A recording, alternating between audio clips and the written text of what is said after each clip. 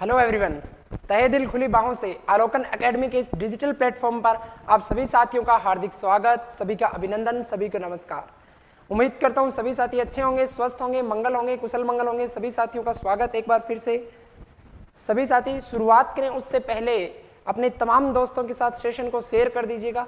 सभी को फटाफट शेयर कर दीजिए और शेयर करके जुड़ जाइएगा फटाफट, क्योंकि हम बात करने वाले हैं आज, चूंकि संडे है तो इसलिए हमने आज की क्लास का जो टाइम है ना ही तो मॉर्निंग ना ही इवनिंग ना ही नून का रखा, सुबह 9 बजे का रख दिया। लगातार हम 40-50 क्वेश्चनों पर डिटेल में बात करने वाले हैं, तो फटाफट जुड़ जाइए, एक बार सेशन को शेयर कर दीजिएगा सभी दोस्त। चलिए बढ़ते हैं, आज की शुरुआत करते हैं राजस्थान ज्योग्राफी से संबंधित एमसीक्यू, जिसमें आपके अपवाह तंत्र से भी रहने वाले हैं, राजस्थान की कुछ झीलों से संबंधित भी प्रश्न आने वाले हैं और राजस्थान की कुछ सिंचाई परियोजनाओं से संबंधित भी कुछ क्वेश्चन आपके सामने आने वाले हैं। मदन गुर्जर जी नमस्कार। चलिए फर्स्ट क्वेश्चन, चंबल नदी, अच्छा इसके आगे कारण डाल लीजिएगा आप।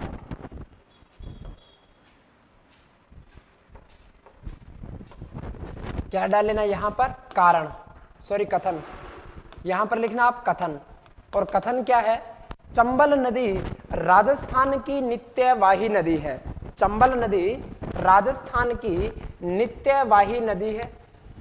कारण की बात करें तो चंबल नदी का जल केवल सिंचाई के लिए उपयोग में लिया जाता है। ऑप्शन देखते हैं, कथन और कारण दोनों सही तथा कारण कथन का सही स्पष्टीकरण है। कथन और कारण दोनों सही, परंतु कारण जो है कथन का सही स्पष्टीकरण नहीं है। कथन सही है किंतु कारण गलत, और यहां पर हम कहें कथन गलत किंतु कारण सही। फटाफट इसका आंसर दीजिएगा और सभी साथी सेशन को शेयर करके फटाफट से जुड़ जाइएगा। सेशन को शेयर करके फटाफट सभी साथी जुड़ जाइएगा।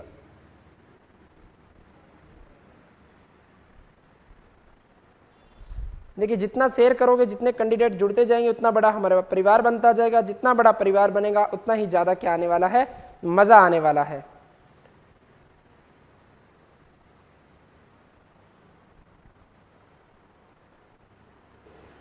फटाफट शेयर कर दीजिए।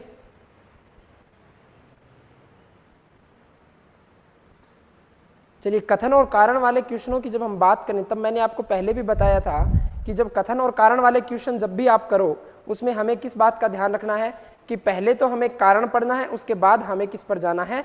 कथन पर जाना है। कैसे? पहले कारण, उसके बाद किस पर जाना है? कथन पर जाना है। यदि हमने पहले कथन फिर कारण पढ़ने की प्रयास किया, तो यदि कथन गलत और सही दोनों में से कोई एक कथन गलत है, तब तो हम निश्चित रूप से सही कर सकते हैं। लेकिन यदि कथन दोनों सही है और उनका स्पष्टीकरण हो रहा है, व्याख्या हो रही है अथवा नहीं हो रही, इसका निर्धारण हम तभी कर सकते हैं जब हम पहले कथन ना पढ़कर पहले किसको पढ़ेंगे? कारण को पढ़ेंगे। यहाँ पर कथन को ए से इंडिकेट किया जाएगा और कारण को आर से इंडिकेट किया जाएगा। चलिए बात करते हैं कथन की। चंबल नदी राजस्थान की नित्यवाही नदी, और अभी मैंने बताया कि कथन से पहले किसको प्राथमिकता देनी है? हमें कारण को प्राथमिकता देनी है। कथन से पहले क्या पढ़ना है? कारण पढ़ना है। तो देखिएगा, कारण की बात करें तो चंबल नदी का जल केवल सिंचाई में उपयोग लिया जाता है। अब यहाँ पर देखना, क्या केवल सिंचाई परियोजना के लिए ही उपयोग में लिया जा रहा है? क्या इससे विद्युत उत्पादन नहीं किया जा रहा? क्या इसके पास में कोई जो प्लांट वगैरह लगे हुए हैं, जो औद्योगिक इकाइयां लगी हुई है, क्या उसमें प्रयोग नहीं किया जाता? क्या इसका प्रयोग पेयजल में नहीं किया जा रहा? तो निश्चित रूप से किया जाता है। यानी यहाँ पर जो केवल शब्द यहाँ पर इंडिकेट हो रहा है आपको, वो इस कारण को क्या कर रहा है? सरासर गलत साबित कर रहा है। क्या कर रहा है? गलत कर रहा है। कौन सा शब्द यहाँ पर?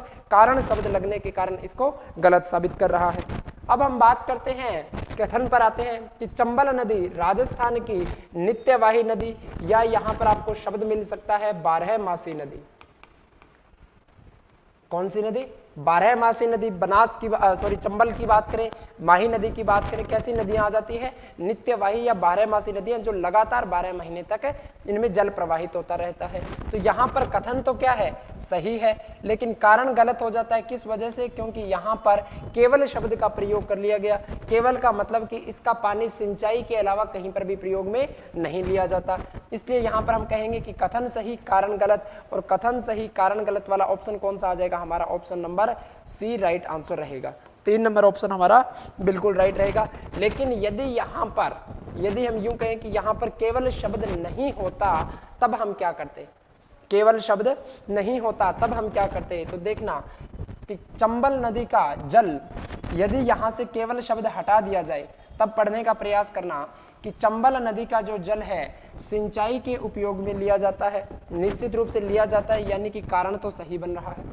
फिर हम बात करें, और मैंने आपको समझाया था कि यदि कारण सही है तब आपको क्या करना है, एक शब्द लगाइए तो, और तो शब्द लगाकर क्या करना है, प्रश्न करना है, और प्रश्न करके क्या पढ़ना है, आपको कथन पढ़ना है। यदि आंसर मिल रहा है तब हम कहेंगे कि व्याख्या हो रही है, अदरवाइज व्याख्या नहीं हो रही। देखते हैं कि चंबल नदी का जल सिंचाई के लिए उपयोग किया जाता है, तो चंबल नदी राजस्थान की नित्यवाही नदी है। क्या अगर चंबल नदी का, गुड मॉर्निंग बबली जी, सी आंसर, क्या यदि चंबल नदी का सिंचाई के लिए प्रयोग में नहीं किया जाता, क्या तब यह नित्यवाही नदी नहीं होती? भाई चंबल नदी का यदि पानी का प्रयोग हम सिंचाई में नहीं करते तो क्या ये नित्यवाही नदी नहीं होती? सिंचाई में प्रयोग करने की वजह से थोड़ी ना नित्यवाही है, वो तो जल प्रवाह है, यहाँ पर पीछे की तरफ पाया जाता है। हम बात करते हैं जाना पाओ की पहाड़ी से, तो पानी बहेगा, वो आगे कहीं ना कहीं तो प्रवाहित होगा। यानी ये क्या है, इसका स्पष्टीकरण नहीं कर रहा, इसलिए क्या हो जाएगा, कारण कथन दोनों सही, लेकिन सही स्पष्टीकरण नहीं है। फिर हमारा ऑप्शन नंबर कौन सा बैठ जाता, 2 बैठ जाता, यदि यहाँ पर केवल शब्द नहीं होता। यहाँ पर केवल शब्द लग गया, इसलिए राइट आंसर क्या होगा, ऑप्शन नंबर 3 यहाँ पर राइट आंसर होगा। आगे बढ़ते हैं, ठीक है। सभी साथी सेशन को शेयर करते रहेंगे साथ साथ में। चलिए, निम्नलिखित नदियों व उनके उद्गम, किसकी बात करें, नदी व उनके उद्गम का क्रम सही नहीं है। कोई बात नहीं, बाणगंगा की बात करें, बैराट की पहाड़ी, कांतली की बात करें, खंडेला की पहाड़ी, साबी सेवर की पहाड़ी, और बनास दिवेर की पहाड़ी। फटाफट आपका आंसर आना चाहिएगा। देखिए, बाणगंगा की बात करें तो बाणगंगा तो अर्जुन की गंगा भी कहा जाता है। बाणगंगा को क्या कहा जाता है दोस्तों, अर्जुन की गंगा भी कहा जाता है। बाणगंगा को तो रुंडित नदी भी कहा जाता है। बाणगंगा को अर्जुन की गंगा कहा जाता है, इसे रुंडित नदी भी कहा जाता है। कहां से उद्गम होता है, बैराट की पहाड़ी, जयपुर से क्या होता है, इसका उद्गम होता है। कांतली नदी की जब बात करें तो खंडेला की पहाड़ी कहां पर आ जाती है दोस्तों, सीकर में, और यहां से उद्गम होने के बाद में मंडरेला नामक स्थान पर, कहां पर, मंडरेला नामक स्थान पर, और ये कहां पर आ जाता है, तब हम बात करेंगे झुंझुनू में, यानी चूरू की सीमा से तुरंत पहले, चूरू की सीमा से तुरंत पहले झुंझुनू में ही मंडरेला नामक स्थान पर जाकर क्या हो जाती है, विलुप्त हो जाती है। इसी कांतली नदी के किनारे यहां पर गणेश्वर सभ्यता स्थल आ जाता है। कौन सा सभ्यता स्थल, गणेश्वर सभ्यता स्थल। और राजस्थान के इतिहास में आप पढ़ते हो तब हम बात करते हैं कि ताम्रवती ताम्र युगीन सभ्यताओं की जननी किसे कहा जाता है, तब हम चर्चा करते हैं गणेश्वर सभ्यता को। डी अभी चर्चा करते हैं, गुड। किसकी बात करें, ताम्र युगीन सभ्यताओं की जननी किसे कहा जाता है, तो इस गणेश्वर सभ्यता को कहा जाता है। यहां से हम बात करें गणेश्वर सभ्यता से, तब हम बात करेंगे तांबे के एक तो बाणाग्र मिले हैं हमें, और दूसरे हम बात करें तब बात करेंगे मछली पकड़ने के कांटे, मछली पकड़ने के कांटे की बात करें। अब ये बाणाग्र क्या होता है, आप सभी ने बाण देखा होगा, और ये बाण का जो अग्रिम भाग होता है इसे ही क्या कहा जाता है, बाणाग्र कहा जाता है। इसके और हम बात करें मछली पकड़ने के कांटों के साक्ष्य हमें कहां से प्राप्त होते हैं, इसी गणेश्वर सभ्यता से। हम बात करें कि जो ये कांतली नदी है इसका जो प्रवाह क्षेत्र पाया जाता है, सीकर के आसपास के क्षेत्र को, इसके मैदान को क्या कहा जाता है दोस्तों, तोरावाटी कहा जाता है। और यहाँ बोली जाने वाली भाषा भी कौन सी है, तोरावाटी। कौन सी आ जाएगी, तोरावाटी बोली। कहाँ की बात करें, सीकर के अंदर कांतली नदी बेसिन की चर्चा कर रहे हैं। चलिए ठीक है, 2 नंबर भी सही है। साबी की बात करें, साबी कहाँ से उद्गम हो रहा है, सेवर की पहाड़ी। साबी का उद्गम कहां से, सेवर की पहाड़ी से इसका क्या होता है, उद्गम होता है। अकबर से संबंधित ये जुड़ी हुई है। कोई बात नहीं, आगे बात करते हैं बनास नदी की। बनास की जब बात करेंगे, बनास का उद्गम तो खमनोर की पहाड़ी से होता है। कहां से होता है, खमनोर की पहाड़ी से उद्गम होता है। और हम बात करें खमनोर की पहाड़ी कहाँ पर है, तो राजसमंद में। कहाँ पर, राजसमंद में। फिर हम बात करें कि तो फिर दिवेर की पहाड़ी से किसका उद्गम होता है, दिवेर की पहाड़ी से किसका उद्गम होता है, फटाफट कमेंट बॉक्स में छाप दीजिएगा। बनास नदी की बात करें, उद्गम कहाँ से, खमनोर की पहाड़ी से, राजसमंद से इसका उद्गम होता है। और हम यूं कहें कि हम जब बात करते हैं कि राजस्थान में प्रवाहित होने वाली सबसे लंबी नदी, यहाँ पर में शब्द प्रयोग किया गया, आंसर क्या आ जाएगा, बनास नदी। यदि यहाँ पर की शब्द आ जाता है, राजस्थान की सबसे लंबी नदी, तब हम किसकी बात करते, चंबल नदी की बात करते। ठीक है, तो यहाँ पर हमारा राइट आंसर कौन सा हो जाएगा, ऑप्शन नंबर 4, बनास नदी का जो उद्गम है कहाँ से होता है, खमनोर की पहाड़ी राजसमंद से होता है। चलिए नेक्स्ट बात करते हैं, निम्नलिखित त्रिवेणी संगम में सही आपको पहचानना है। क्या करना है, सही है कौन सा है देखना है। बिंगोद की बात करें, बनास, बेड़च, मैनाल। राजमहल की बात करें, बनास, डाई और खारी। रामेश्वर घाट की बात करें, बनास, चंबल, सीप। और मैं यूं कहूं कि आगे हो सकता है और क्वेश्चन मिल जाएंगे आपको, बनास निश्चित रूप से। की बात करें हम कि राजस्थान के अंदर वर्तमान में 5 त्रिवेणी संगम आ जाते हैं। कितने त्रिवेणी संगम आ जाते हैं, 5। 3 की चर्चा आपके सामने की जा रही है, 2 आगे कहीं ना कहीं क्वेश्चन में आ जाएंगे। देखिए बिंगोद की बात करें, बिंगोद नामक स्थान कहां पर आ जाता है, भीलवाड़ा में आ जाता है। कहां पर आ जाता है, भीलवाड़ा में। और हम बात करें कि यहां पर बनास नदी जो है, बनास नदी खमनोर की पहाड़ियों से निकलकर किस में मिल रही है, आगे जाकर चंबल नदी में। बेड़च की बात करें तो उदयपुर में गोगुंदा की पहाड़ी से, उदयपुर में गोगुंदा की पहाड़ी से निकलती है आहड़ नदी या आयड़ नदी। और हम बात करें यहाँ पर जयसमंद झील से जैसे ही आगे मिलेगी ये जाकर, तो जयसमंद झील से निकलने के बाद इसे क्या कहा जाता है, बेड़च नदी। और यहीं पर आकर एक नदी और मिलती है जिसका नाम क्या आ जाता है, मैनाल नदी। और अब देखना, बनास, बेड़च और मैनाल तीनों आपस में मिल रही है कहां पर, तब हम बात करें बिंगोद नामक स्थान भीलवाड़ा में आकर ये मिल रही है। यानी बनास, बेड़च, मैनाल का त्रिवेणी संगम कहां पर आ जाता है, तब हम बात करते हैं बिंगोद भीलवाड़ा में। फिर चर्चा करें राजमहल, और राजमहल कहां पर आ जाएगा, टोंक की बात करें। देखिएगा बनास, डाई और खारी नदियां, बनास, डाई और खारी नदियों का त्रिवेणी संगम कहां पर आ जाता है, राजमहल टोंक में आ जाता है। रामेश्वर घाट की बात करें, रामेश्वर घाट की बात करें सवाई माधोपुर के पास में, तो ध्यान देना बनास, चंबल और सीप, यानी यही बनास नदी आगे जाकर किस में मिल रही है, चंबल नदी में। और यहीं पर आकर कौन सी नदी मिल रही है, सीप नदी आकर यहां पर मिल रही है। सॉरी, कौन सी नदी आकर मिल रही है, यहां पर सीप नदी आकर मिल रही है। अब देखना, सीप नदी यहां से मिल रही है, चंबल नदी भी यहां पर आकर मिल रही है, और बनास नदी अपना जल डाल रही है। त्रिवेणी संगम का निर्माण हो रहा है। किसकी बात करें, रामेश्वर घाट की बात करें। राइट आंसर कौन सा हो जाएगा, उपरोक्त तो सभी तथ्य यहां पर सही हो जाएंगे, ऑप्शन नंबर 4 डी निश्चित रूप से। गुड, चलिए आगे बढ़ते हैं नेक्स्ट, और हम चर्चा करते हैं चुलिया जलप्रपात किस नदी पर स्थित है। कौन सा जलप्रपात, चुलिया जलप्रपात की बात करते हैं। तो देखना, जब हम बात करें जानापाव की पहाड़ी, जानापाव की पहाड़ी, और कहां पर आ जाती है दोस्तों, एमपी मध्य प्रदेश के अंदर। यहां से एक नदी का उद्गम होता है, और आगे जाकर हम यूं कहें इटावा नामक स्थान उत्तर प्रदेश में जाकर ये नदी किस में मिल जाती है, यमुना नदी में मिल जाती है। कौन सी प्रमुख नदी आ जाती है, तब हम यूं कहेंगे चंबल नदी। और इस चंबल नदी की जानापाव से निकलने के बाद में यहीं पर एक डैम बना हुआ है, जो हम बात करें कि जल भराव की दृष्टि से चंबल नदी पर निर्मित सबसे बड़ा बांध। ध्यान देना, 2 प्रश्न बन सकते हैं यहाँ पर। हम बात कर रहे हैं कि जल भराव की दृष्टि से चंबल नदी पर सबसे बड़ा बांध तो कौन सा आ जाएगा, गांधी सागर बांध।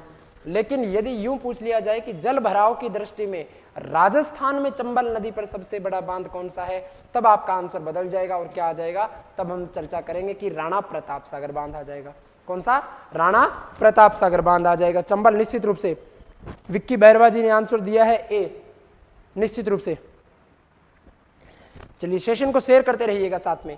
अब देखना, यानी यहां से निकलने के बाद में चंबल नदी का राजस्थान में क्या होता है, राजस्थान में प्रवेश होता है। और राजस्थान में प्रवेश होने के बाद हम बात करें कहाँ से होता है तो वो स्थान भी ध्यान में रखना, चौरासीगढ़ नामक स्थान। और चौरासीगढ़ नामक स्थान कहाँ पर आ जाता है? चित्तौड़गढ़ जिले में। जैसे ही चौरासीगढ़ से आगे बढ़ेंगे तो यहाँ पर एक डैम बना हुआ है और उस डैम का नाम है राणा प्रताप सागर।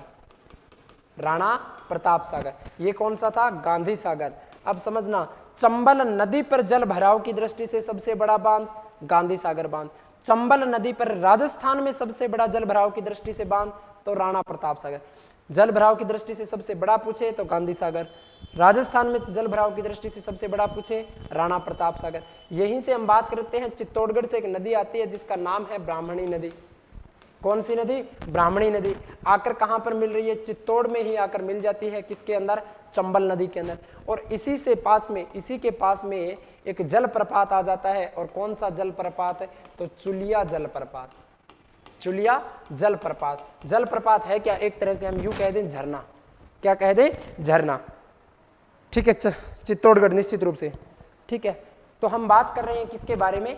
चुलिया जलप्रपात कौन सी नदी के किनारे आ गया? तब हम कहेंगे चंबल नदी के किनारे आ जाता है चुलिया जलप्रपात। एक भीमलत जलप्रपात भी आता है राजस्थान में। कौन सा जलप्रपात आता है? भीमलत जलप्रपात। ठीक है, भीमलत जलप्रपात आता है। ए निश्चित रूप से दिनेश जी, ए राइट आंसर, गुड। यहां पर भीमलत जलप्रपात जो है, ठीक है, ये आप बताइएगा कौन सी नदी पर है, कौन से जिले में आ जाता है, ये आप दोनों कमेंट बॉक्स में छाप दीजिए क्योंकि थोड़ी देर में शायद ये प्रश्न आने वाला है आपके। अंतरराज्यीय सीमा बनाने वाली एकमात्र नदी कौन सी है? बाणगंगा की बात करें, माही की बात करें, सोम की बात करें, चंबल की बात करें, अंतरराज्यीय की बात हो रही है। किसकी? अंतरराज्यीय, यानी राजस्थान और हम बात करें कोई अदर स्टेट जिसके साथ में वह नदी क्या करती है? दो राज्यों की सीमा का क्या कर रही है? निर्धारण कर रही है। देखते हैं, जब बाणगंगा की बात करें तो बाणगंगा तो बैराट की पहाड़ियों से निकलने के बाद जयपुर भरतपुर होते हुए आगे हम यूं कहें यमुना नदी में मिल जाती है, यानी राजस्थान में प्रवाहित हुई, उत्तर प्रदेश में प्रवाहित हुई। लेकिन ऐसा नहीं है कि राजस्थान और यूपी के मध्य जो सीमा है इस तरह से, उस सीमा के सहारे सहारे ये बहकर राजस्थान और उत्तर प्रदेश की सीमा बनाती है। नहीं, हाँ, राजस्थान से उत्तर प्रदेश में प्रवेश जरूर कर रही है। ठीक है, तो इसका राइट आंसर क्या हो? भीलवाड़ा, कोठारी नदी। वेरी गुड, विक्की बैरवा ने राइट आंसर दिया है। जब भीमलत जलप्रपात की बात करते हैं, भीमलत जलप्रपात की बात करते हैं तो कोठारी नदी पर स्थित है। और कहां पर? भीलवाड़ा के अंदर। और इस कोठारी नदी पर एक बांध भी बना हुआ है, वो भी आप ध्यान में रखना, मेजा बांध। कौन सा बांध? मेजा बांध। Very good. माही, आंसर दिया है माही, विक्की ने दिया है सी और डी। डी दिया है विक्की ने चंबल, डी निश्चित रूप से माही नहीं होगा बबली जी। विक्की बैरवा जी, गुड, राइट आंसर आ रहा है। देखिए, अब माही की बात करें तो माही की जब बात करें तो यह उल्टे यू के आकार में प्रवाहित होती है। किस आकार में? उल्टे यू के आकार में। यानी जब मेहंद झील मध्य प्रदेश से इस नदी का उद्गम होता है तब हम बात करें कि राजस्थान के दक्षिणी जिलों से कुछ इस तरह से प्रवाहित होती है। और इस तरह से प्रवाहित होती हुई, अब देखना यहाँ पर क्या है? एमपी, यहाँ पर क्या आ गया? गुजरात, और यहाँ पर हमारा क्या आ गया? प्यारा सा राजस्थान। अब यहाँ से इसने मध्य प्रदेश से राजस्थान में एंट्री की, ना कि सीमा बनाई है। इसी तरह से जब राजस्थान से इसका एग्जिट हो रहा है तो ये यहाँ से एग्जिट हो रही है, निकल रही है, गुजरात में प्रवेश कर रही है, ना कि ये गुजरात के साथ सीमा बना रही है। यानी कि जो माही नदी है वो भी इससे संबंधित नहीं है। सोम नदी की जब बात करते हैं तो बिच्छा मेड़ा की पहाड़ी उदयपुर में आ जाती है और यहाँ से सोम नदी का उद्गम होता है और आकर माही नदी में मिल जाती है। ये तो कैसी नदी आ गई? पूर्णतः राजस्थान में प्रवाहित हो रही है, यानी किसी तरह की ना ही तो दूसरे स्टेट में प्रवेश कर रही है, ना ही कोई सीमा का निर्धारण कर रही है। ठीक है, तो माही नदी तो वैसे भी क्रॉस हो गया। अब बचता है हमारे सामने चंबल नदी। कौन सा? चंबल नदी। तो जब हम चंबल नदी की बात करते हैं तो राजस्थान में चित्तौड़ कोटा से निकलने के बाद करौली, धौलपुर, सवाई माधोपुर के पास की हम बात करेंगे कि ये करौली, धौलपुर, सवाई माधोपुर के पास में राजस्थान और एमपी की सीमा के सहारे सहारे क्या होती है? प्रवाहित होती है। किसके साथ में? राजस्थान और मध्य प्रदेश की सीमा के सहारे सहारे क्या होती है? प्रवाहित होती जाती है। इसलिए राजस्थान की हम बात करें अंतर्राज्यीय सीमा बनाने वाली एकमात्र ही नदी आती है, कौन सी नदी? तब हम यूं कहेंगे चंबल नदी। कौन सी नदी आ जाती है? चंबल नदी की हम यहां पर चर्चा करेंगे। निश्चित रूप से चंबल इसका राइट आंसर रहने वाला है। ठीक है, आगे बढ़ते हैं। नेक्स्ट, चंबल नदी के संबंध में, किसके संबंध में बात हो रही है दोस्तों? चंबल नदी के संबंध में दिए गए कथनों पर विचार करते हुए गलत कथन की क्या करनी है? पहचान करनी है। देखते हैं, यह नदी राजस्थान के साथ साथ सबसे अधिक लंबी अंतर्राज्यीय सीमा बनाती है। मेरे ख्याल से पहला कथन तो आपको उसका आंसर देने में कहीं समस्या नहीं होगी। आगे हम बात करें, न्यूनतम अवनालिका अपरदन इस नदी से होता है। राज्य को सर्वाधिक सतही जल चंबल नदी से प्राप्त होता है और उपयुक्त सभी तथ्य यहां पर सही हैं। मैं उम्मीद करता हूं इसका आंसर आप सही से देंगे। थोड़ा सा ध्यान से पढ़ोगे, थोड़ा सा ध्यान से, तो आप इसका आंसर दे सकते हो। विक्की बैरवा जी ने आंसर दिया है बी, न्यूनतम अवनालिका अपरदन। Good, very good. ये होता है कि फटाफट आंसर आने चाहिए। देखिए, पहचान किसकी करनी थी? गलत कथन की। अभी हमने चर्चा की थी कि यह नदी राजस्थान के साथ साथ सबसे लंबी अंतर्राज्यीय सीमा भी बनाती है। किसके साथ में? राजस्थान और एमपी के साथ में क्या करती है? अंतर्राज्यीय सीमा। और अंतर्राज्यीय सीमा बनाने वाली एकमात्र नदी आ गई, तो क्या सर्वाधिक और क्या न्यूनतम, यानी कथन एक तो हमारा सही है। फिर हम बात करते हैं कि राज्य को सर्वाधिक सतही जल चंबल नदी से प्राप्त होता है। सतही जल की बात करें तो निश्चित रूप से हम बात करते हैं कि राजस्थान में सबसे ज्यादा जो सतही जल उपलब्ध होता है किस नदी से होता है? तब हम बात करते हैं चंबल नदी से। किससे होता है? चंबल नदी से होता है। कथन ये भी आपका क्या है? सही है। जहांगीर जी, बबली जी, निश्चित रूप से अब सबका सही आंसर आ रहा है, यानी ये भी सही है। अब बात करते हैं 2 नंबर, न्यूनतम अवनालिका अपरदन। नहीं, राजस्थान में चंबल नदी से सर्वाधिक अवनालिका अपरदन पाया जाता है। क्या पाया जाता है? सर्वाधिक अवनालिका अपरदन। अब समझना, ये अवनालिका अपरदन होता क्या है? जब चंबल नदी प्रवाहित हो रही है, हम बात करें दक्षिण से उत्तर की ओर, और जैसे जैसे प्रवाहित होगी तो करौली, सवाई माधोपुर, धौलपुर की तरफ जब हम बढ़ेंगे तब हम बात करेंगे कि ये नदी जैसे यहाँ से प्रवाहित हो रही थी और जब अपने चारों तरफ, दोनों तरफ हम यूं कहेंगे कि दोनों तरफ क्या करेगी, जहां से पानी की धारा प्रवाहित हो रही है अपने दोनों किनारों पर कटाव लगेगा। जब कटाव लगेगा तो छोटी छोटी नालियों का निर्माण होगा। इसे हम क्या कहते हैं? अवनालिका अपरदन, यानी नालियों के रूप में क्या हो रहा है? अपरदन हो रहा है। और ये जो सर्वाधिक अवनालिका अपरदन होगा, यानी बार बार में जगह जगह पर यूं कटाव लगेंगे, तो आप सभी ने देखा होगा वर्षा काल में, तो मूल रूप से अपने गांवों में भी देखा होगा कि जहां से पानी का प्रवाह ज्यादा बढ़ जाता है वहां पर क्या होता है? एक गड्ढे का सा आकार बन जाता है जहां से पानी की धारा बहने लगती है।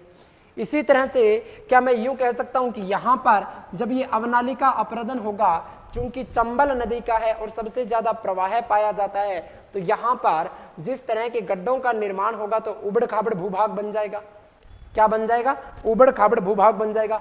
और जिस उबड़ खाबड़ भूभाग का निर्माण होगा, इस उबड़ खाबड़ भूभाग को भी हम क्या कह देंगे दोस्तों? डांग क्षेत्र कह देंगे। क्या कह देंगे? डांग क्षेत्र। अब डांग क्षेत्र की जब चर्चा आ गई, यानी चंबल नदी के द्वारा जो सर्वाधिक अवनालिका अपरदन किया जाता है, उस अवनालिका अपरदन से निर्मित उबड़ खाबड़ भूभाग को क्या कहते हैं? डांग क्षेत्र कहते हैं। और डांग क्षेत्र की बात करें तब हम यूं कहेंगे, डांग क्षेत्र क्षेत्रफल में सर्वाधिक कहां पर है और प्रतिशत में सर्वाधिक कहां पर है? तो क्षेत्रफल में पूछा जाए तो सवाई माधोपुर में आ जाएगा, प्रतिशत में पूछा जाए तब हम बात कहां की करेंगे? धौलपुर की। नोट करना, डांग क्षेत्र यानी सर्वाधिक उबड़ खाबड़ भूभाग या सर्वाधिक अवनालिका अपरदन या सर्वाधिक डांग क्षेत्र, तीनों में कुछ भी मिले, क्षेत्रफल में सवाई माधोपुर, प्रतिशत की बात करेंगे धौलपुर आ जाएगा। यहां तक चीजें क्लियर। अब एक तथ्य और कि डांग का राजा किसे कहा जाता है? तब हम बात करेंगे धौलपुर को कहा जाता है। और भाई साहब किसी को राजा बना दिया तो ऐसे ही तो रहेगा नहीं, कोई ना कोई रानी भी बनाएगा ये। तो डांग की रानी किसे कहा जाता है? डांग की रानी किसे कहा जाता है? तब हम चर्चा करेंगे करौली को। तो डांग का राजा धौलपुर, डांग की रानी करौली। हमसे पूछा था गलत कथन, गलत कौन सा हो जाएगा? ऑप्शन नंबर 2, न्यूनतम अवनालिका अपरदन नहीं होता बल्कि सर्वाधिक अवनालिका अपरदन होता है इससे राजस्थान में। ठीक है, निश्चित रूप से धौलपुर। चलिए आगे बढ़ते हैं। नेक्स्ट, जवाई नदी का उद्गम होता है गौरैया गांव पाली से, सुमेरपुर की पहाड़ी से, शेरगांव की पहाड़ी से, जसवंतपुरा की पहाड़ी से। जवाई नदी की बात करते हैं तो पाली के अंदर स्थान आ जाता है गौरैया गांव। कौन सा गांव? गौरैया गांव। कहाँ की बात कर रहे हैं? पाली की बात कर रहे हैं। यहाँ से एक नदी का उद्गम होता है और आगे जाकर किस में मिल रही है? तो लूणी नदी में मिल जाती है। कौन सी नदी की बात करें? जवाई नदी की बात करें। और इसी जवाई नदी पर जवाई बांध बना हुआ है। कौन सा बांध बना हुआ है दोस्तों? जवाई बांध बना हुआ है। और इस जवाई बांध पर ही राजस्थान में नाम सुना होगा, सेई परियोजना का संचालन किया जा रहा है। किसका? सेई परियोजना का संचालन यहां पर किया जा रहा है। दोबारा देखना, जो गौरैया गांव पाली आ जाता है, यहां से जवाई नदी निकाली गई है, उद्गम हो रहा है और आगे जाकर लूणी में मिल जाती है। और इसी जवाई नदी पर जवाई बांध बना हुआ है। कहां पर बना हुआ है? पाली में बना हुआ है। और इसी जवाई बांध पर राजस्थान में सेई परियोजना का क्या किया जा रहा है? संचालन यहां पर किया जा रहा है। राइट आंसर क्या हो जाएगा? पाली से, निश्चित रूप से ए राइट आंसर, निश्चित रूप से बबली जी। तो इसका सही उत्तर क्या हो गया? जवाई नदी का उद्गम गौरैया गांव। और गौरैया गांव कहां पर आ जाता है? पाली के अंदर आ जाता है। कहां पर आ जाता है? पाली जिले में आ जाता है। ठीक है, आगे बढ़ते हैं। नेक्स्ट, कांठल की गंगा और कामधेनु के नाम से प्रसिद्ध नदियों के लिए सही सुमेलित युग्म है। यानी कांठल की गंगा किस नदी को कहते हैं? कामधेनु किसे कहते हैं? उपनाम दिए हैं दो नदियों के। फटाफट इसका आंसर दीजिएगा, फटाफट से इसका आंसर दीजिएगा।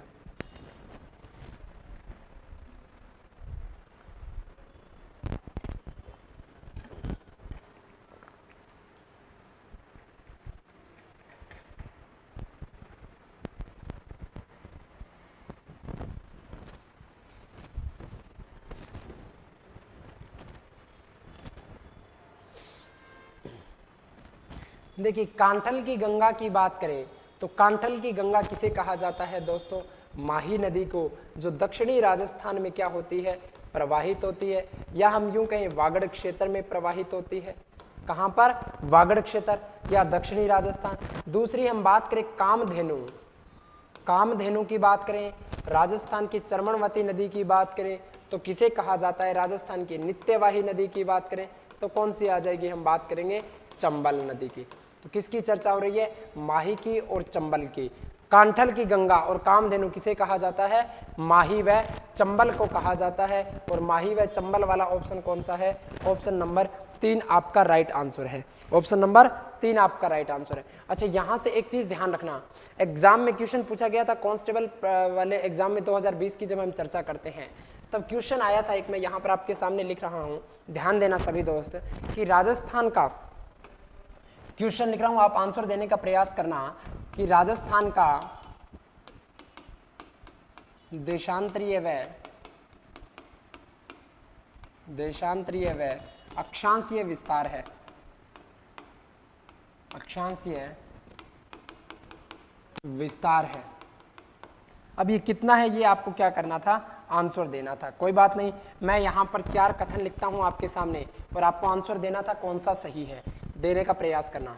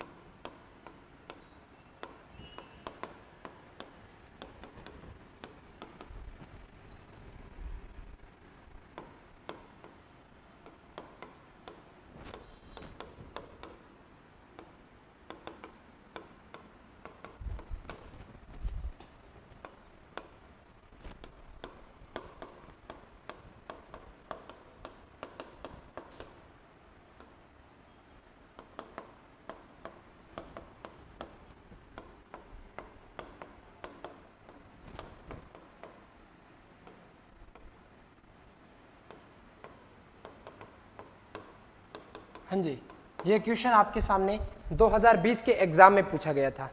ठीक है, सी, बबली जी सी, विक्की जी सी, 3 नंबर। Very good. और कौन कौन आंसर देगा? सेशन को शेयर कीजिए और आंसर दीजिएगा इसका। सी आंसर दिया है। यही मैं आपको समझाने का प्रयास कर रहा था। समझाने का क्या प्रयास? इस क्वेश्चन को एक बार रुकिएगा, यहां पर वापस आइए। यहां पर समझाने का प्रयास क्या था कि इसका ऑप्शन अगर उस तरह से डिजाइन किया होता जिस तरह से मैंने क्वेश्चन लिखा है तो कहीं ना कहीं कंफ्यूजन हो सकता था। कैसे? मान लीजिए यहां पर एक ऑप्शन और होता 5 नंबर, चंबल व माही, और ये चंबल और माही 1 नंबर पर होता, तब आप क्या पढ़ते? कांटल की गंगा किसे कहते हैं? चंबल को कहते हैं। वो माही को कहते हैं, माही मिल गया। कामधेनु किसे कहते हैं? चंबल को कहते हैं, मिल गया। करो टिक, जय माता दी। लेकिन नहीं, कारण आपसे पूछा क्या गया है? कांठल की गंगा। पहले कांठल की गंगा पूछा गया है तो पहले माही आनी चाहिए, बाद में कामधेनु पूछा है तो चंबल नदी बाद में आनी चाहिए। क्रम भी आपको व्यवस्थित रखना है और वही चीज आपसे यहां पर पूछा गया है। देखना, राजस्थान का क्या पूछा है? पहले देशांतरीय विस्तार, फिर क्या पूछा है? अक्षांशीय विस्तार। तो देशांतरीय विस्तार कितना आता है राजस्थान का?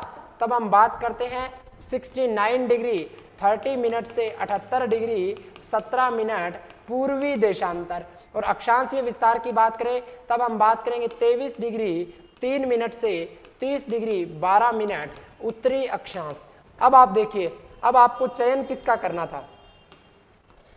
पहले किसका? देशांतर का, यानी 69 डिग्री 30 मिनट। क्या ऑप्शन 1 में है? नहीं। क्या ऑप्शन 2 में? बिल्कुल नहीं। ऑप्शन 3 और 4 में बिल्कुल है।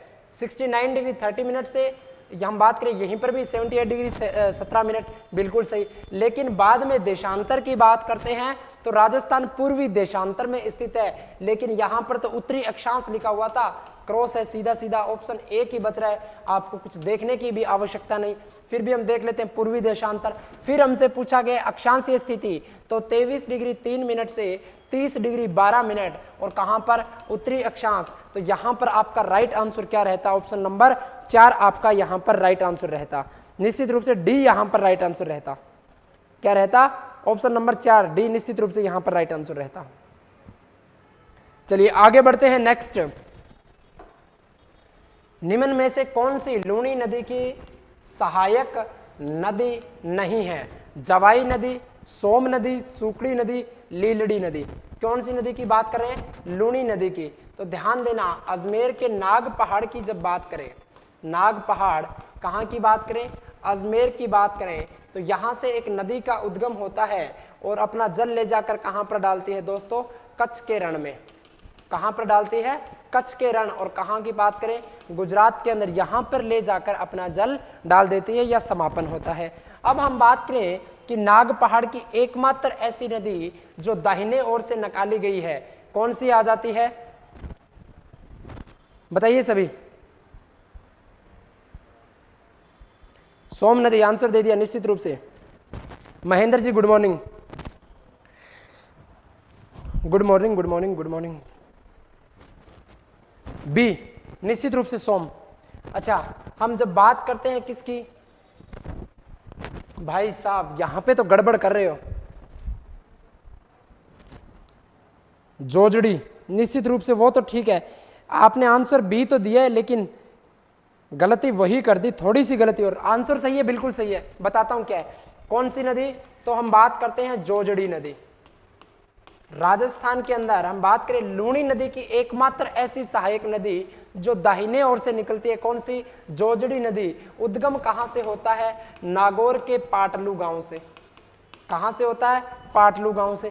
फिर हम बात करते हैं कि इसके बाईं ओर से यहां पर नदियां मिलती है, सुकड़ी नदी की बात करेंगे, लीलड़ी नदी की बात करेंगे। ये कहां की आ जाती है? बाईं ओर से निकलने वाली नदियां आ जाती है। ठीक है, लीलड़ी नदी की, सुकड़ी, लीलड़ी की बात कर ली। लेकिन अभी देखना, सोम नदी तो किसकी सहायक नदी है? सोम नदी तो सहायक नदी आ जाती है माही की। किसकी? माही की। बिच्छा मेड़ा की पहाड़ी उदयपुर से इसका उद्गम होता है, दक्षिणी राजस्थान की प्रमुख नदी आ जाती है। तो यहां पर राइट आंसर 2 है, लेकिन ऑप्शन नंबर 1 जवाई नदी। जवाई नदी की बात करें, उद्गम कहां से होता है? अभी थोड़ी देर पहले बताया था, जवाई नदी गोरेया गांव पाली से क्या होता है, उद्गम होता है। कहां से, गोरेया गांव पाली से इसका उद्गम होता है और प्रवाहित होकर किस में आकर मिल गई, चंबल के अंदर। और इसी पर कौन सी परियोजना संचालित की जा रही है, सही परियोजना का संचालन। इस पर निर्मित एक बांध भी आ जाता है जो नदी के नाम पर स्थित है। ठीक है, चलिए सोम नदी, निश्चित रूप से सोम नदी का उद्गम कहां से, बिछामेड़ा की पहाड़ी उदयपुर से क्या होता है, उद्गम। और बात करें प्रवाहित होकर कहां पर आकर मिल जाती है, इसके अंदर माही नदी में आकर ये मिल जाती है। दक्षिणी राजस्थान की प्रमुख नदी आ जाती है सोम नदी, इसका राइट आंसर। चलिए आगे बढ़ते हैं। नेक्स्ट, निम्नलिखित बांध और नदियों का, किसकी बात कर रहे हैं, बांध और नदियों का सही युग्म में नहीं है, यानी कौन सा सही सुमेलित नहीं है। एक तरफ तो आपको बांध दिए गए हैं, दूसरी तरफ आपको नदियां दी गई है। और बताइए फटाफट, आंसर दीजिएगा फटाफट से। बिसलपुर बांध क्या बनास नदी पर है, निश्चित रूप से सही महेंद्र जी। बिसलपुर बांध क्या बनास नदी पर, गांधी सागर बांध क्या चंबल नदी पर, कडाना बांध क्या पार्वती नदी पर, मेजा बांध क्या कोठारी नदी पर। बनास नदी की बात करें तो उद्गम कहां से हो रहा है, तब हम कहेंगे खमनोर की पहाड़ी से। कहां से, खमनोर की पहाड़ी। कहां पर आ जाती है, राजसमंद। चंबल की बात करें तो जानापाव की पहाड़ी। कौन सी पहाड़ी, जानापाव की पहाड़ी। कहां की बात करेंगे, मध्य प्रदेश की। पार्वती की बात करेंगे तो एमपी से इसका उद्गम होता है। सवाई माधोपुर में आकर चंबल में ये मिल जाती है।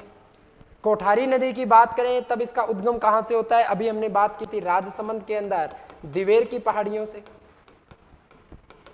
दिवेर की पहाड़ी से राजसमंद में क्या होता है, कोठारी नदी का उद्गम। अब आपको बताना है इसमें आंसर सही कौन सा है। सी आंसर दिया है बबली जी ने, कडाना बांध पार्वती नदी पर। चलिए देखते हैं, बिसलपुर बांध की बात करें कहां पर आ जाता है, बनास नदी पर। और हम बात करें राजस्थान की सबसे बड़ी पेयजल परियोजना का संचालन भी कहां से किया जा रहा है, इसी बिसलपुर परियोजना से किया जा रहा है। बिसलपुर बांध पर ही बिसलपुर परियोजना का क्या किया जा रहा है, संचालन किया जा रहा है।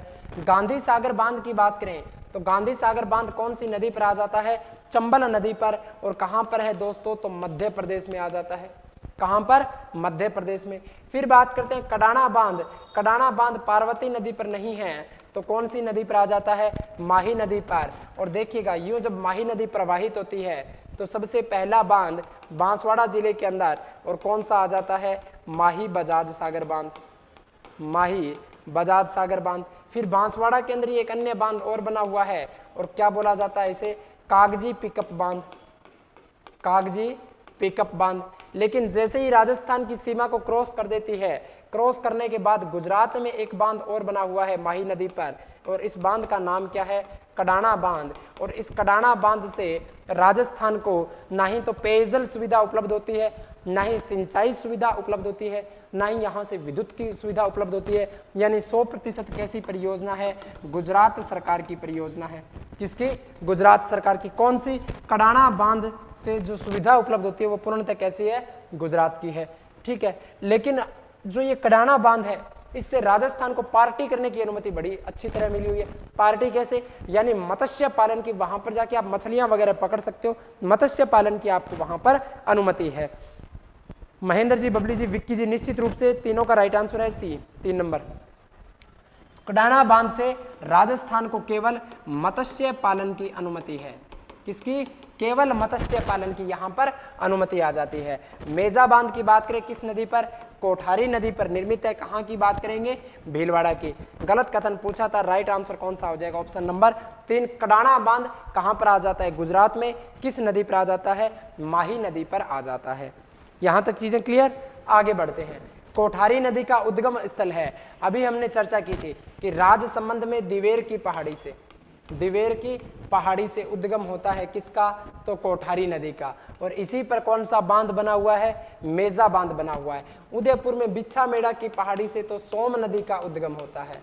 किस नदी का, सोम नदी का। गोगुंदा की पहाड़ी से तो आयड़ नदी का उद्गम, या आयड़ को ही क्या कहा जाता है, बेड़च नदी कहा जाता है। आयड़ या बेड़च नदी का उद्गम होता है गोगुंदा की पहाड़ी से। उदयपुर की बिच्छामेड़ी से तो सोम नदी का उद्गम होता है। फिर कोठारी नदी का उद्गम कहां से, राजसमंद में दिवेर की पहाड़ी से किसका उद्गम होता है, कोठारी नदी का उद्गम होता है। निश्चित रूप से महेंद्र जी, बबली जी, राइट आंसर आ रहा है। चलिए आगे बढ़ते हैं। सभी साथी सेशन को शेयर जरूर कर दीजिएगा, साथ साथ में बिना बोले सेशन को आप बीच में ही शेयर करते रहिएगा, ठीक है। चलिए बढ़ते हैं। निम्न में से अरावली पर्वत की स्थिति क्या है? फिजिकल डिवीजन से संबंधित तथ्य आ गया, कोई बात नहीं, बना लेते हैं एक राजस्थान का मैप। क्या बना लेते हैं? राजस्थान का मैप बना लेते हैं। और हम बात करें उत्तर दक्षिण यानी नॉर्थ साउथ ईस्ट यानी पूर्व की बात करें, वेस्ट यानी पश्चिम की बात करें, और राजस्थान में अरावली की स्थिति कुछ कहां पर है, यहां से हमें प्रवाहित होती हुई नजर आती है। अब समझने का प्रयास करना, क्या पूछा जा रहा है? अरावली की स्थिति पूछी जा रही है। और चूंकि इसका उद्गम हम कहां से मानते हैं, हम कहते हैं कि पालनपुर या कहीं पर आपको खेड़ ब्रह्मा भी मिलेगा। खेड़ ब्रह्मा नामक स्थान पालनपुर गुजरात से क्या होता है, निकलकर कहां तक जाती है? रायसीना की पहाड़ी, और हम बात करते हैं दिल्ली तक इसका विस्तार पाया जाता है। लेकिन अरावली की उत्पत्ति पूछ ली जाए तब हम यूं कहेंगे कि हिंद महासागर में फैला हुआ मेडागास्कर से अरावली की क्या मानी जाती है? उत्पत्ति। लेकिन मेडागास्कर से लेकर पालनपुर तक अरावली धरातल में या समुद्र तल में से क्या होती है, गुजरती हुई जाती है। लेकिन धरातल पर हमें दिखाई देनी कहां से शुरू होती है? खेड़ ब्रह्मा पालनपुर गुजरात से।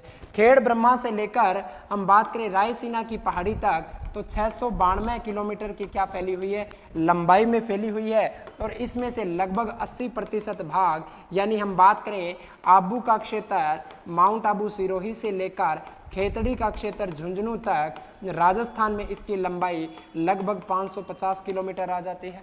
कितनी? 550 किलोमीटर। लेकिन हमसे पूछा क्या है? हमसे तो इसकी दिशा पूछी है, तो दिशा बताओ ना। दक्षिण पश्चिम से क्या हो रहा है? प्रवेश हो रहा है। निकल कहाँ पे रही है? उत्तर पूर्व में। कहाँ पर? उत्तर पूर्व में। तो दक्षिण पश्चिम से उत्तर पूर्व। और कौन सा है दक्षिण पश्चिम से उत्तर पूर्व? दक्षिण पश्चिम से उत्तर पूर्व। राइट आंसर कौन सा हो गया? ऑप्शन नंबर सी हमारा राइट आंसर रहने वाला है। राजस्थान में 550 निश्चित रूप से बबली जी, सी। गुड। चलिए आगे बढ़ते हैं। नेक्स्ट, किस नदी के प्रवाह क्षेत्र को राजस्थान में छप्पन का मैदान कहा जाता है? छप्पन का मैदान कहा जाता है। कौन सी नदी यहां पर छप्पन के मैदान का निर्माण करती है? ये तो छप्पन का मैदान नदी तंत्र से संबंधित पूछा है। जब हम बात करते हैं माही नदी, ये क्या आ गया? दक्षिणी राजस्थान, बांसवाड़ा, डूंगरपुर, प्रतापगढ़, डूंगरपुर और बांसवाड़ा। और यहीं से एक नदी प्रवाहित होती है कौन सी? माही नदी। और हम बात करें कि जो ये क्षेत्र है बांसवाड़ा और प्रतापगढ़ के मध्य का माही नदी के आसपास का क्षेत्र, इस नदी को किस मैदान के नाम से जाना जाता है? छप्पन के मैदान के नाम से जाना जाता है। किसके मैदान के नाम से? छप्पन के मैदान से। किस नदी का हिस्सा आ गया? माही नदी का हिस्सा आ गया। ये तो छप्पन के मैदान की चर्चा है। लेकिन यदि पूछ लिया जाए छप्पन की पहाड़ियां कहां पर है, तो नोट कर लेना, छप्पन की पहाड़ियां तो आ जाती है आपकी बाड़मेर जिले में। कहां पर आ जाती है? बाड़मेर जिले में आ जाती है। पहाड़ियां पूछे तो बाड़मेर, मैदान पूछे तब बात करेंगे प्रतापगढ़ बांसवाड़ा प्रतापगढ़, नदी पूछे माही नदी, क्षेत्र पूछे तो दक्षिणी राजस्थान, जिला पूछे तब हम बात करेंगे बांसवाड़ा प्रतापगढ़, प्रदेश पूछे तो वागड़ प्रदेश। कौन सा? वागड़ प्रदेश या बागड़ प्रदेश। तो राइट आंसर क्या हो जाएगा? माही नदी। ऑप्शन नंबर बी आपका राइट आंसर रहेगा। ठीक है, हाँ बी। विक्की जी पहले पिछले वाले पे बैठे हैं क्या अभी तक? आगे बढ़िए फटाफट। आगे चर्चा करते हैं। निम्न में से चूरू जिले में प्रवाहित होने वाली नदी है। चूरू जिले में देखना, जब बात करते हैं राजस्थान के उत्तरी जोन किसकी? बीकानेर जिले की, बीकानेर संभाग की। तो ये हमारा क्या आ जाता है? उत्तरी संभाग आ जाता है, यानी ये बीकानेर जिला आ गया।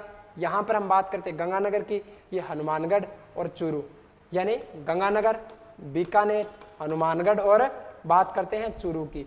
तो यहां से हम बात करें कालका की पहाड़ियों से, कालका की पहाड़ियां, और कहां पर? हिमाचल प्रदेश से एक नदी का उद्गम होता है और उस नदी का नाम क्या है? तब हम यूं कहें घग्गर नदी। क्या नाम है? घग्गर नदी। और इस घग्गर नदी की बात करें तो राजस्थान में प्रवेश कहां से होता है? टिब्बी नामक तहसील से। कहां से? टिब्बी नामक तहसील से। और इसी से जहां से प्रवेश हो रहा है वहीं से हम बात करते हैं प्रवेश होने के बाद में यहाँ पर क्या होता है, एक झील का निर्माण होता है। इस झील को क्या कहा जाता है, तलवाड़ा झील। क्या कहा जाता है, तलवाड़ा झील। अब देखना, यहां से प्रवाहित होने के बाद में प्रवेश कहां पे, हनुमानगढ़ में। यदि थोड़ी बहुत वर्षा ज्यादा होती है तो पानी कहां तक आ जाता है, गंगानगर के अंदर एक तहसील आ जाती है अनूपगढ़। कौन सी, अनूपगढ़। तो अनूपगढ़ तक भी पहुंच जाता है। लेकिन यदि हिमाचल प्रदेश में कालका की पहाड़ियों में वर्षा अधिक होती है तो इसका पानी कभी कभार कहां तक पहुंच जाता है, पाकिस्तान। चूंकि राजस्थान से कहां पर आ गए, अब पाकिस्तान में, और पाकिस्तान के फोर्ट अब्बास तक इसका क्या हो जाता है, पानी पहुंच जाता है। पाकिस्तान की बात करें तो पाकिस्तान में इस नदी को हकरा नदी कहा जाता है। गंगानगर की बात करें तो गंगानगर में इसे मृत नदी कहा जाता है। क्या कहा जाता है, मृत नदी। हनुमानगढ़ में बात करें तो हनुमानगढ़ में इस नदी के क्षेत्र को नाली क्षेत्र कहा जाता है। क्या कहा जाता है, नाली क्षेत्र कहा जाता है।